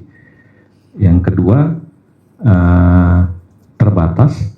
Pengecualian itu tidak selalu harus absolut. Begitu di undang-undang normanya sudah dinyatakan dia dikecualikan, bukan berarti kemudian tutup 100%. Terbatas itu dia harus lagi-lagi melalui sebuah proses pengujian untuk memastikan apakah masih bisa dibuka dalam batas tertentu. Satu adalah bisa diberikan informasi yang dikecualikan dengan teknis pemberian yang aman. Yang aman saya maksud rahasianya, tujuan kerahasiaan bisa tetap terjaga, tujuan pemohon bisa terpenuhi. Itu yang saya optimasi. Yang kedua, ditetapkan batas waktu. Nah, terbatas itu ke retensi lah, ada larinya ke Ada retensi, batas waktu. Jadi jenis informasi yang tidak absolut biasanya ditetapkan jangka waktu pengecualiannya. Lalu yang ketiga clear. Nah, yang keempat ini, Saudara Ali, ini kan ayatnya adalah informasi publik yang dikecualikan bersifat rahasia sesuai dengan undang dan seterusnya. Itu ayat 4. Nah, di sini norma yang dari ahli, pemahaman ahli, norma apa yang ada terkandung di dalam ayat 4 nih? Norma-norma hukumnya. Norma. Nah, karena ini panjang, kalau menurut pemahaman saya, ini kan ada uji konsekuensi juga. Iya. Itu satu. Yang kedua, ada juga yang tadi disebut-sebut. Tadi itu disebut-sebut public balancing public interest ya kalau nggak salah. Iya. Proportionality test. Iya. Nah, itu yang saya maksudnya Iya. ayat 4. Memahaminya Baik. ya. Coba Di penjelasan. ayat 4 kita baca ya, informasi publik yang dikecualikan bersifat rahasia sesuai undang-undang. Ya. Kepatutan itu biasanya konteks sosial, di situ sedang rawan terjadi konflik sosial, misalnya nggak boleh kita kasih izin rumah ibadah, walaupun izin rumah ibadah di Jakarta terbuka, tapi ada yang sifatnya konteks tadi ya, itu kenapa dimasukkan kepatutan. Kemudian kepentingan umum, dengan kata lain kerahasiaan undang-undang, kepatutan dan kepentingan umum itu menjadi satu pertimbangan yang didasarkan pada pengujian tentang konsekuensi bahaya yang timbul apabila suatu informasi diberikan kepada masyarakat, dan itu yang harus dituliskan di dalam undang-undang kan, kalau diberikan dapat, itu yang dimaksud dengan konsekuensi yang timbul. Nah, satu bagian. Kedua, di sini disebut serta setelah dipertimbangkan dengan seksama bahwa menutup informasi publik dapat melindungi kepentingan yang lebih besar dan atau membukanya daripada membukanya atau sebaliknya. Ya.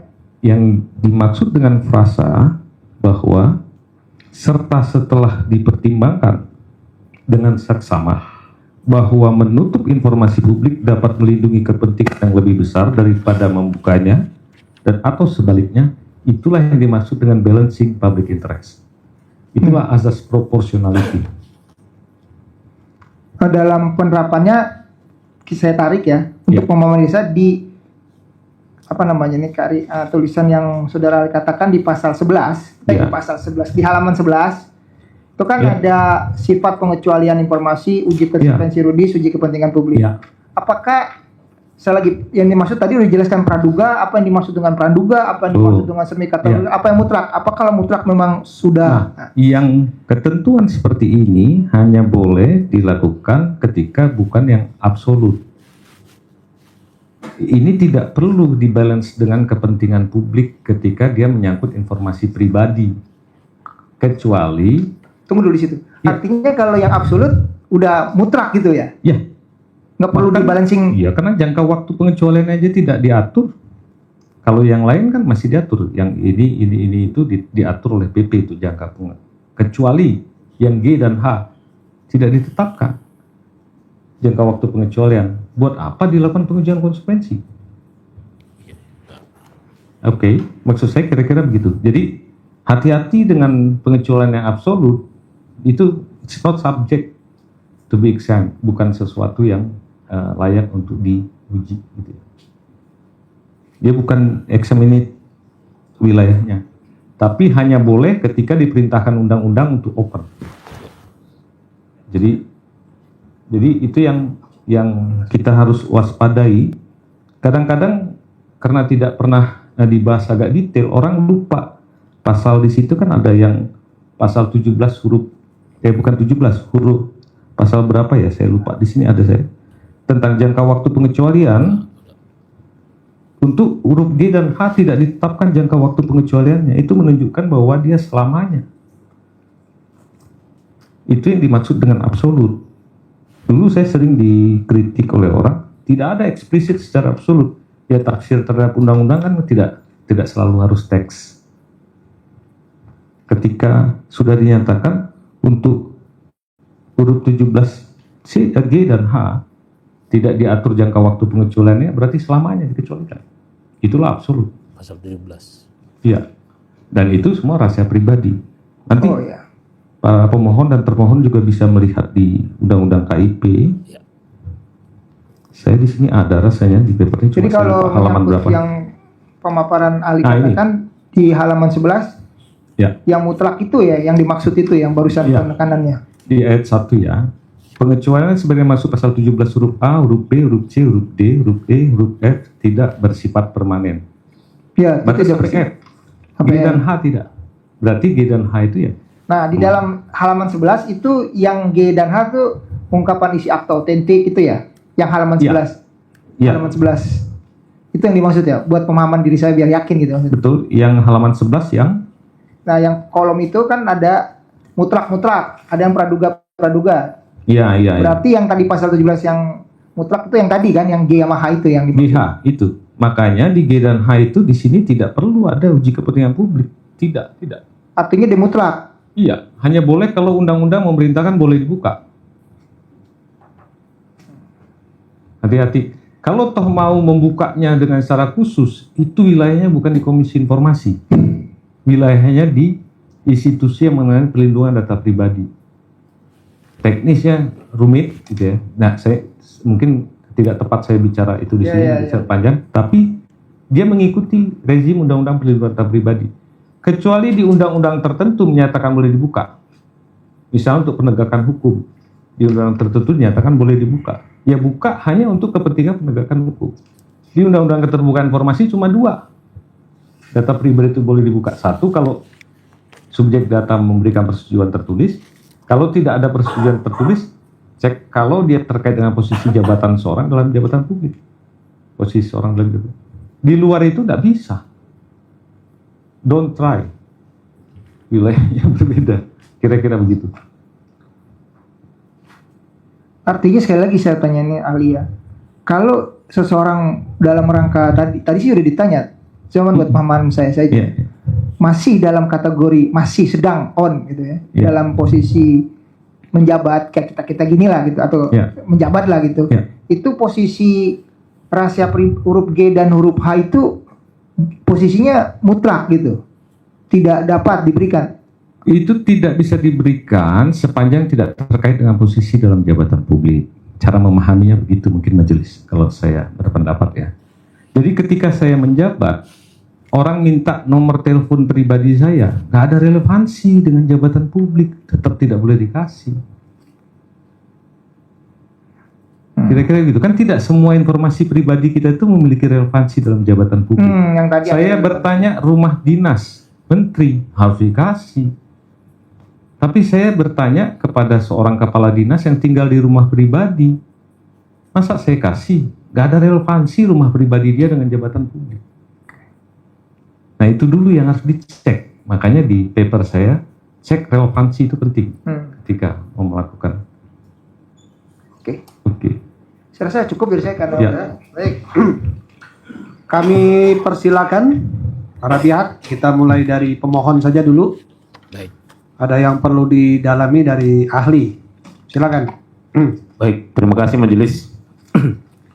Baik, silakan. Sampai ketemu lagi ini, Pak. Baik.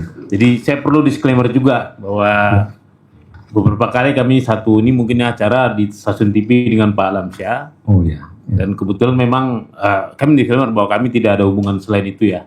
Dan memang dalam menyikapin beberapa keputusan KIP yang lalu kami senada, tapi bukan berarti kami bersepakat seperti itu. Dan terima kasih Pak Alamsyah atas tadi penjelasannya, saya juga banyak tahu ya. Izin melalui majelis saya bertanya. Ada beberapa ini Pak ya. Tadi kan bicara Bapak ada tahun awal-awal terbentuknya KIP sudah di sini ya. Artinya saya nggak ingin bicara norma dulu, saya berbicara tentang lebih mundur ke belakang tentang penjelasan undang-undang. Undang-Undang 14 tahun 2008. Jadi di situ di penjelasannya bagian umum disebut di sini Pak, saya bacakan izin. Melalui mekanisme dan pelaksanaan prinsip keterbukaan akan tercipta kepemerintahan yang baik dan peran serta masyarakat yang transparan dan akuntabilitas yang tinggi sebagai salah satu persyaratan untuk mewujudkan demokrasi yang hakiki. Yang mau saya tanya adalah pertama, apakah kepentingan yang lebih besar itu adalah demokrasi Indonesia? Demokrasi itu bukan sebuah kepentingan, dia prinsip. Dalam tata negara kita menganut prinsip atau azas demokrasi. Itu dituangkan dalam undang-undang. Ya, dengan kata lain sebetulnya tata kelola itu harus demokratis. Jadi dia bukan kepentingan tapi sifat dari tata kelola. Sehingga ketika ditujukan agar terjadi tata kelola dalam bernegara yang demokratis, konsekuensinya maka harus diterapkan 3 prinsip dasar dari governance. Yang pertama adalah transparansi. Dalam perspektif hak warga negara dan kewajiban negara, transparansi itu adalah right to know, pemenuhan atas right to know. Yang kedua, dalam konteks partisipasi. Partisipasi itu adalah right to be involved in decision making. Jadi dalam proses pembuatan kebijakan, nggak ada pemilu, rakyat berhak untuk ikut dilibatkan. Bukan berarti harus diterima masukannya dalam proses pengambilan keputusan. Itu partisipasi. Bedakan dengan presensi atau orang hadir, itu belum tentu partisipasi. Yang ketiga, accountability. Accountability itu adalah right to claim, hak untuk mengklaim sebuah penyelenggaraan dia benar atau salah. Dalam konteks keterbukaan informasi, right to claim itu ada pada level pertama, keberatan pada atasan.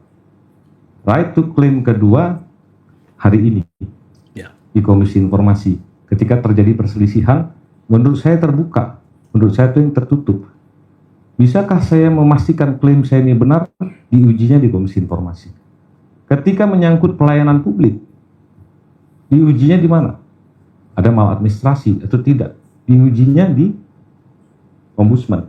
Ketika menyangkut keuangan negara untuk accountability, right warga, hak warga untuk mengklaim ada penyimpangan atau tidak, BPK. Ketika menyangkut korupsi, APH, penegak hukum, salah satunya KPK.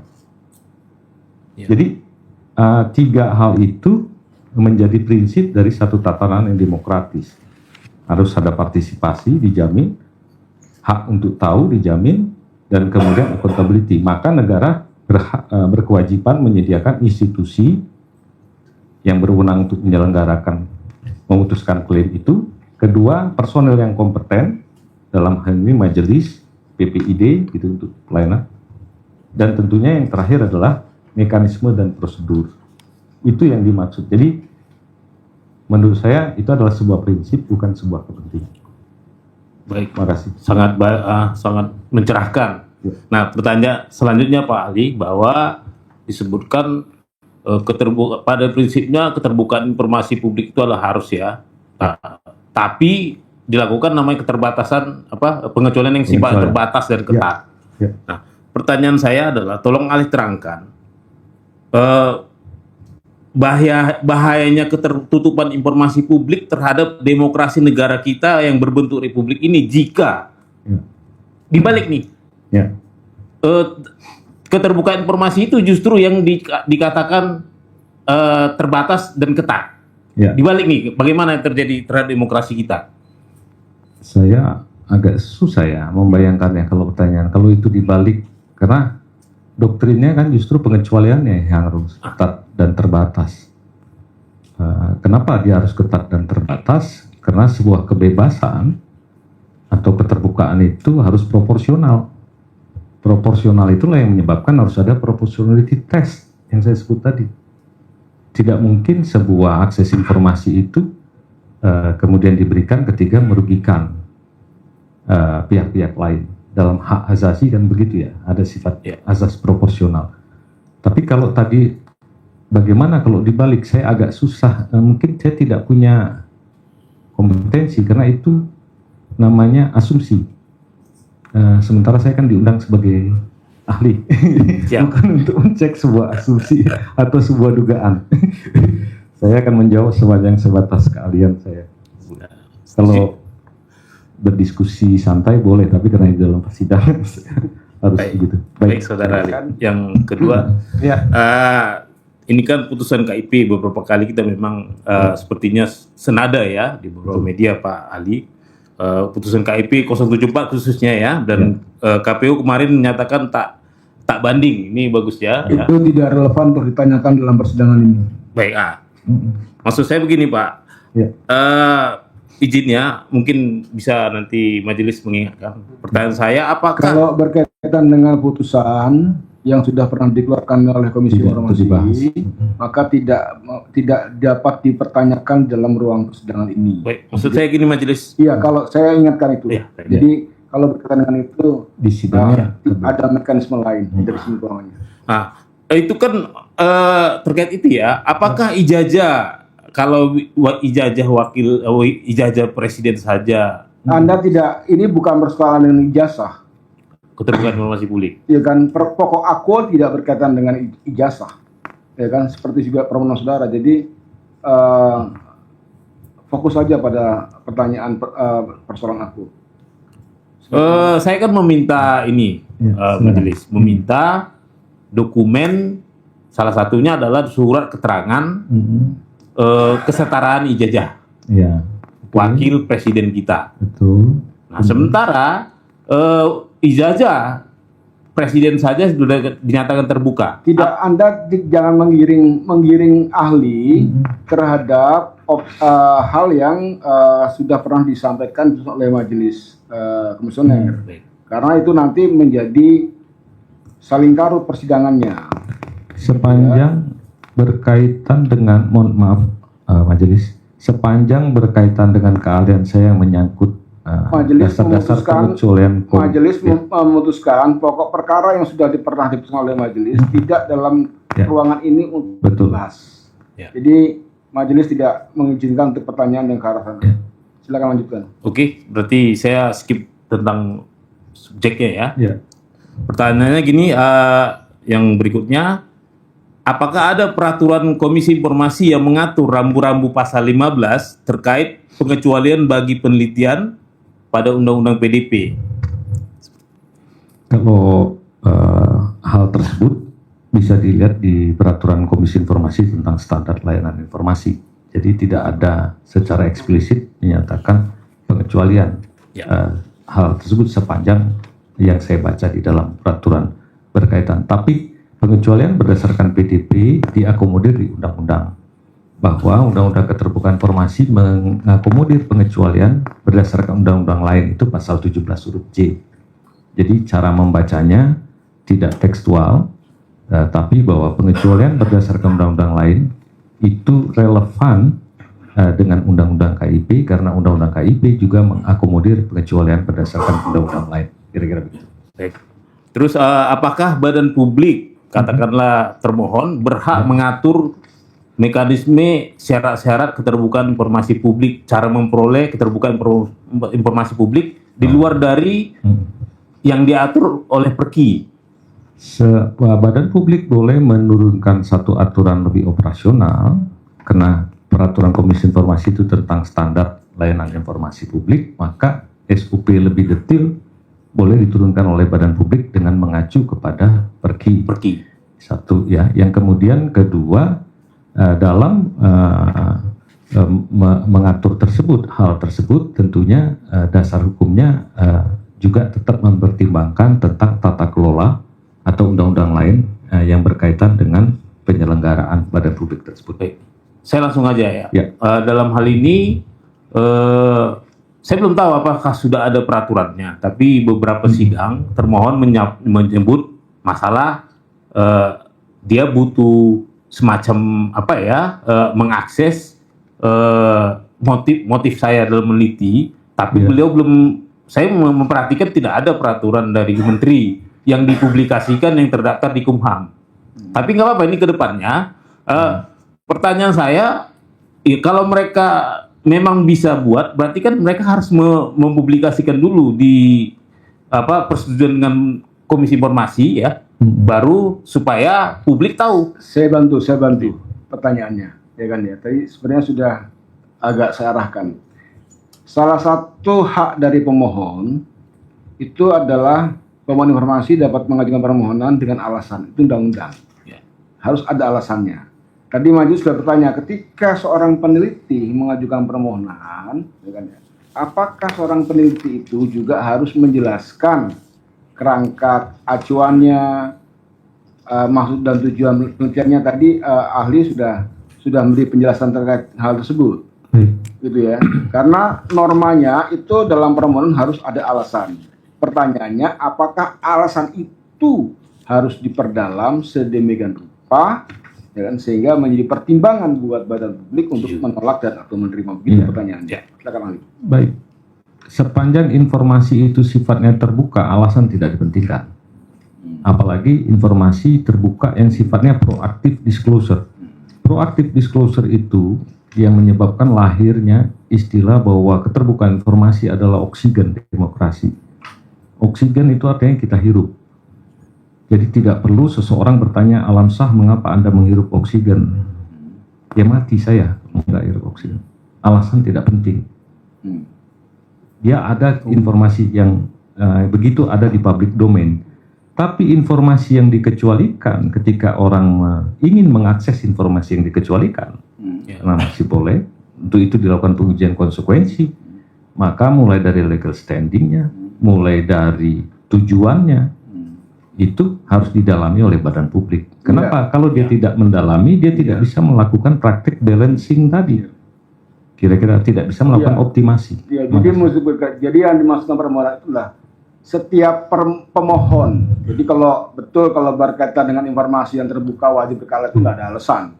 Tapi permohonan itu, ya kan, di pasal 3 ayat 2, ya kan, itu adalah pemohon informasi itu harus menyampaikan alasan terhadap informasi yang bukan wajib berkala dan seterusnya gitu ya. Nah, nanti badan publik mendalami. Cukup jelas. Ada lagi? Ada. Cukup ya? Ini masih lanjut. Gitu. Silakan. Ini kan terkait tadi memang beberapa majelis memperdalam terkait penelitian. Fokusnya kepada pertanyaannya kepada kalian majelis. Ya. Keahlian ahli. Nah, tadi memang ahli juga sempat menyinggung ya masalah penelitian. Kebetulan memang kita tahu nih, peneliti tesis, peneliti disertasi, peneliti skripsi itu beda. Ya. Sementara tadi kalau dari paparan ahli sepertinya menggayangkan penelitian saya ini penelitian skripsi yang semua ada langsung metodologi, hasil macam segala. Ya. Tapi kalau saya sendiri peneliti disertasi, itu saya ada 4 kali, Pak. Ya. Pertama itu saya proposal kolokium. Sidang kolokium, Betul. masuk sidang proposal, masuk sidang hasil, dan tertutup, setelah itu terbuka. Ya. Nah, di tahap ini yang dimohonkan pemohon ini sedalam mana? Apakah yang maksudnya penelitian itu saya harus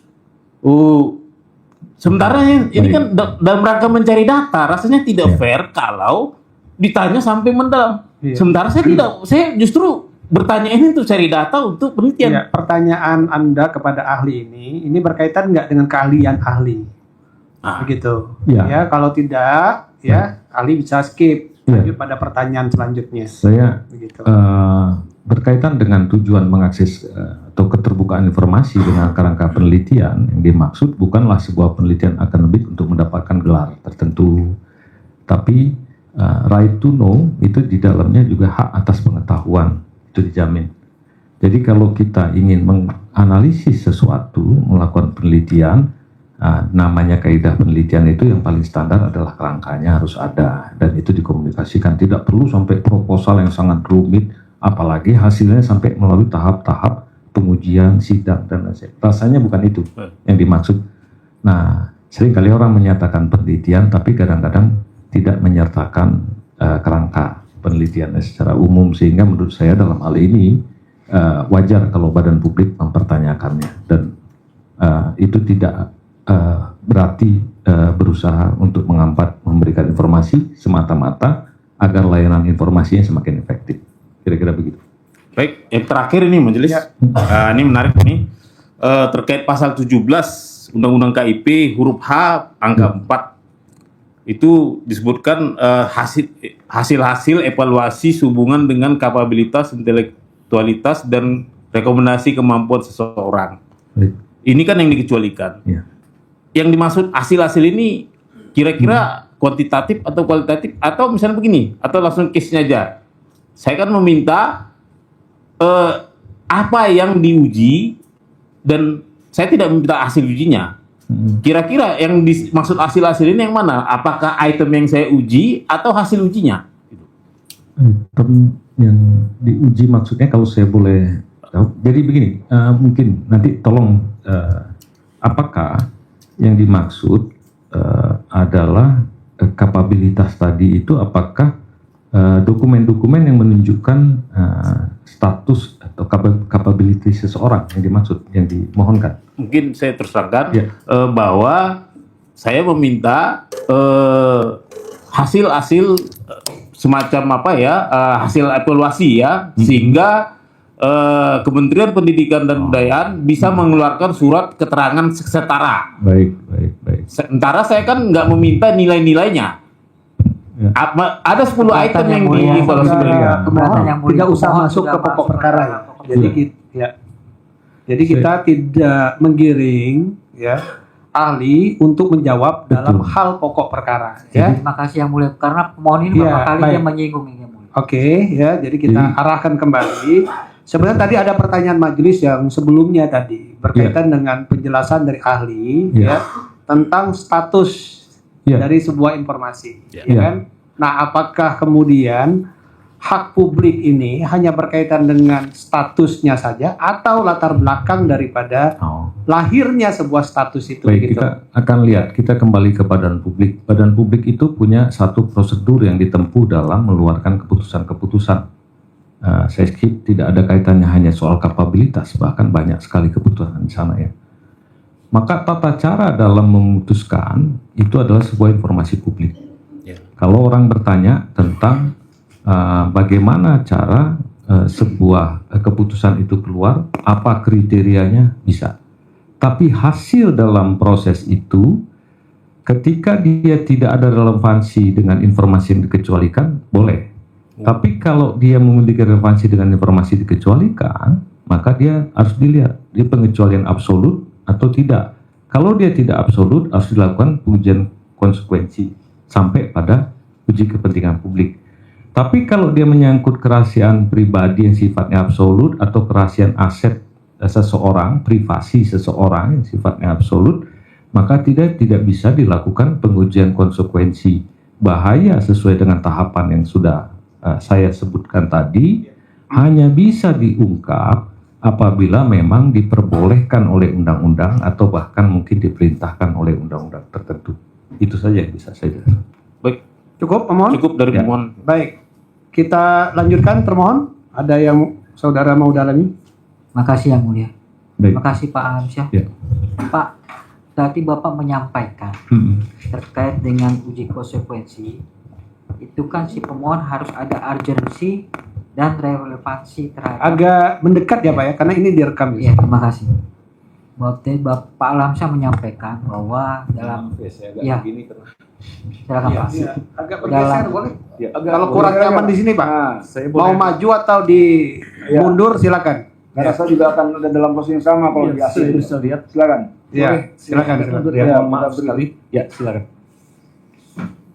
Bapak Baik. mic-nya tolong didekatkan aja, Pak. Lanjut, Pak. Iya, Makasih. agak terdengar jelas Tadi ya. Bapak, ya.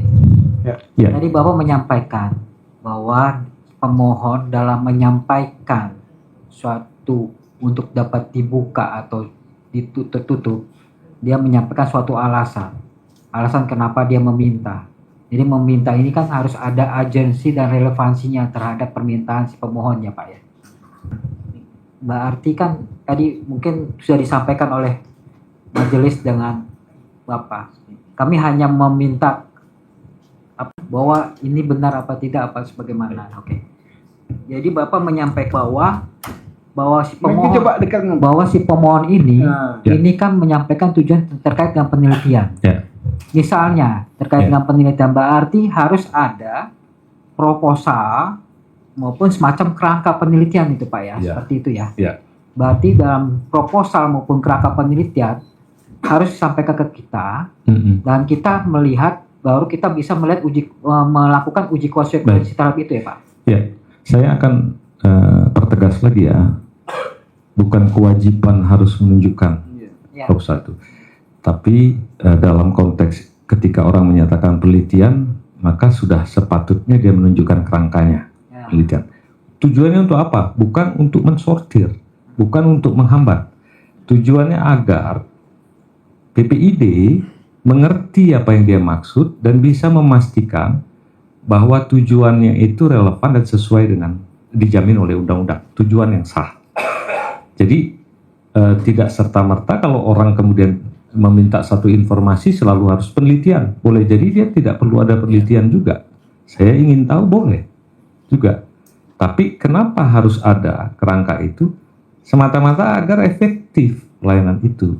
Kedua, semata-mata agar kita tahu tujuan dia untuk mengakses informasi. Itu satu tahap yang disebut dengan legitimate aim. Jadi bagaimana kita mau mengetahui bahwa seseorang ini memiliki tujuan yang legitimate secara undang-undang? Itu caranya kan ya. Nah itu yang sering sekali saya menyatakan jangan sesuatu cara dianggap sebagai syarat. Cara dan syarat dua hal yang berbeda. Jadi saya menganggap bahwa kerangka dan nasihat itu perlu agar PPID mampu memahami tujuannya apa. Kenapa kalau tujuannya penting? Agar PPID bisa masuk dalam satu step. Tujuannya ini tujuan privat atau bukan? Undang-undang Keterbukaan Informasi Publik kan nggak melayani kepentingan privat.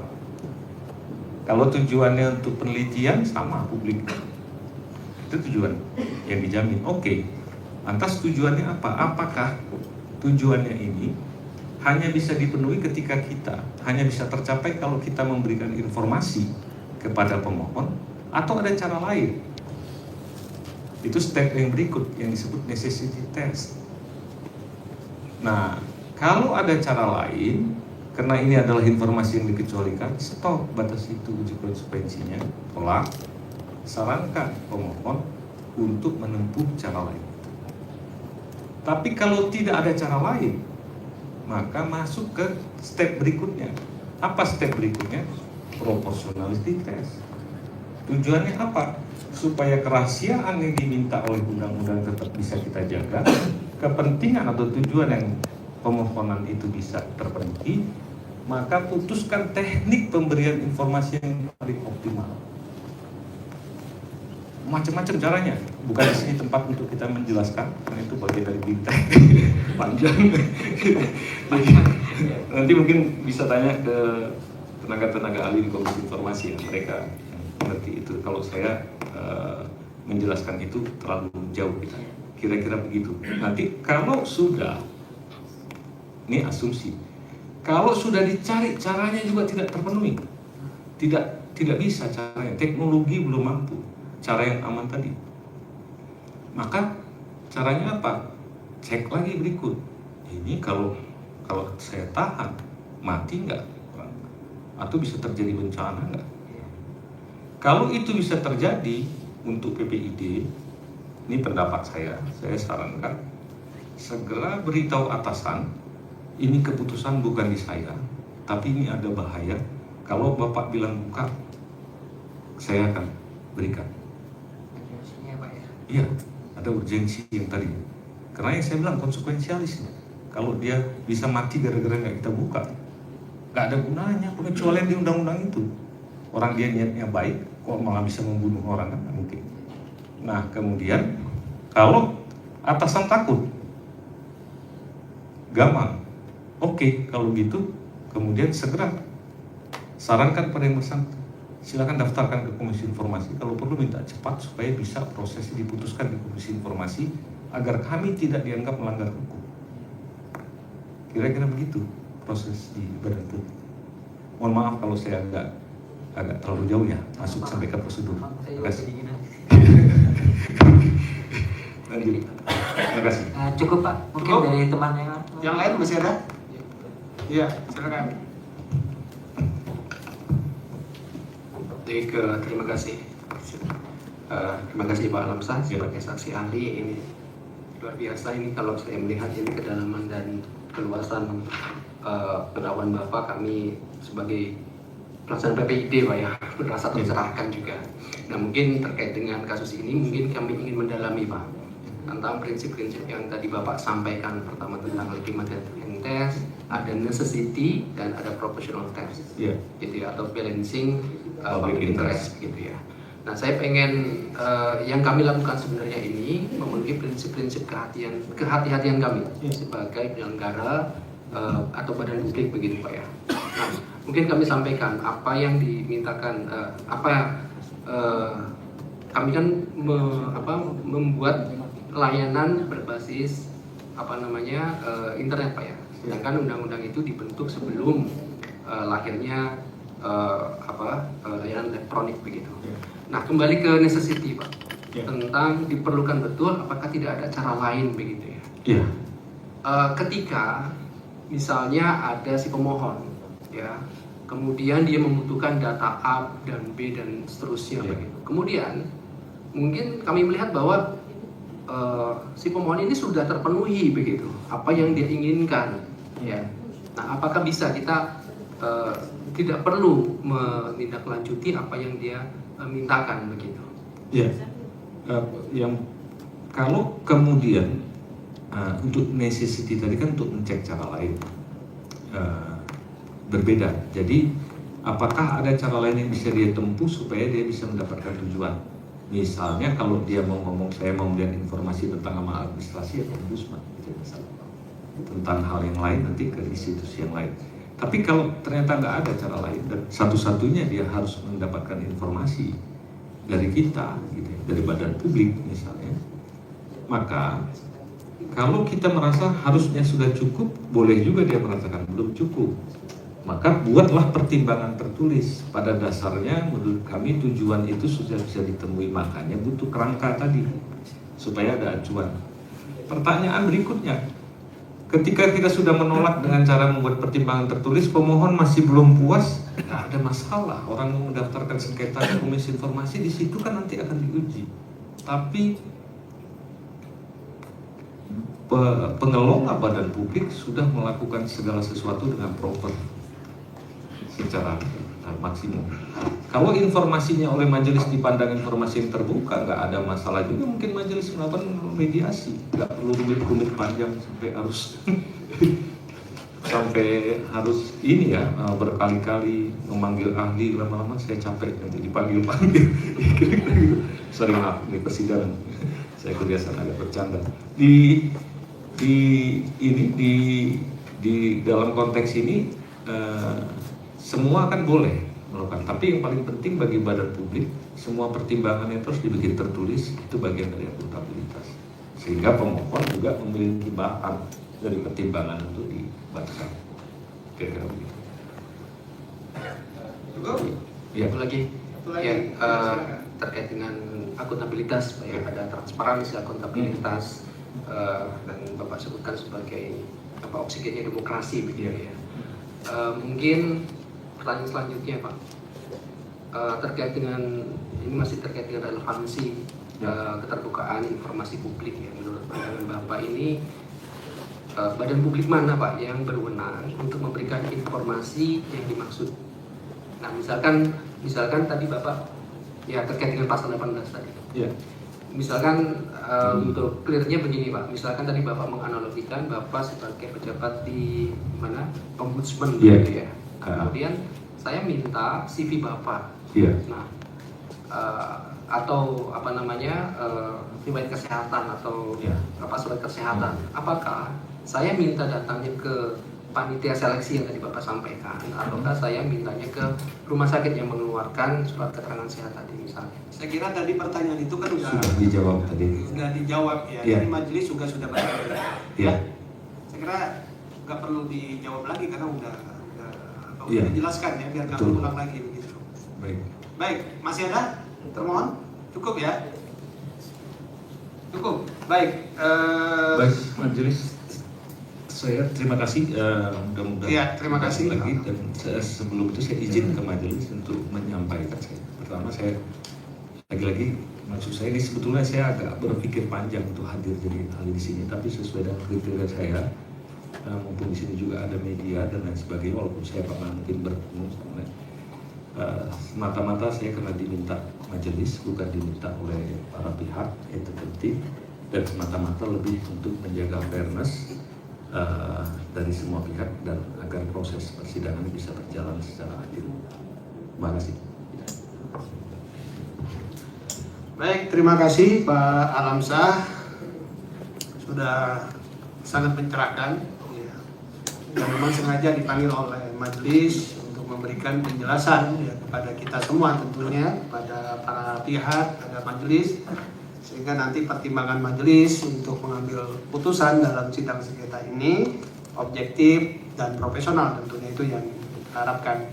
Kali lagi kami mengucapkan terima kasih kepada Pak Alamsyah sudah menjadi saksi ahli ya dalam perkara ini, dan kami persilakan pada Bapak untuk kembali ke ruang pengunjung. Sekali lagi kami ucapkan terima kasih. Bang, KTP ini. Jangan Bapak. Kadang Abang, kadang Bapak. Ya. Baik.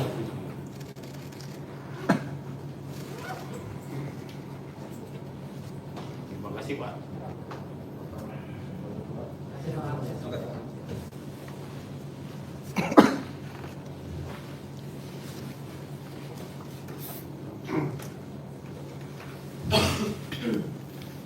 Baik, para pihak, pemohon dan termohon, saya kira sudah cukup panjang juga persidangan kita. Udah berapa kali nih sidangnya? Lima kali ya, ini sidang yang kelima kali. Dulu alat bukti sudah diserahkan ya? Sudah diserahkan maksudnya? Sudah diserahkan di tahap berikutnya.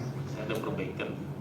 Baik, kalau nanti ada perbaikan nanti diserahkan kepada panitera saja langsung ya, dengan ketentuan yang berlaku tentunya di Leges ya.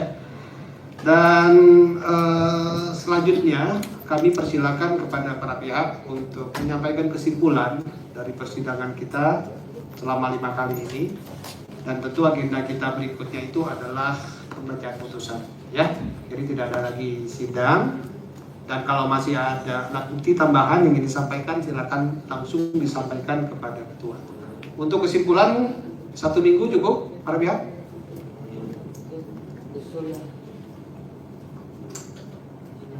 Ya.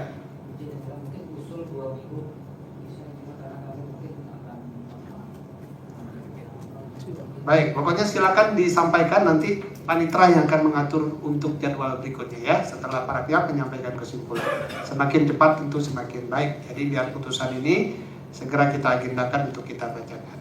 Ya. Saya kira demikian, tidak ada lagi pertanyaan dari pemohon maupun termohon. Cukup? Cukup. Baik. Cukup ya. Baik, saya kira dengan demikian sidang Komisi Informasi Pusat dengan nomor register sengketa 083/10 Romawi KIP PSI 2025 antara Dr. Bonatua Silalahi terhadap Kementerian Pendidikan Dasar dan Menengah Republik Indonesia, saya nyatakan diskor. Majelis mendengarkan ruang sidang hari ini, mohon untuk berdiri.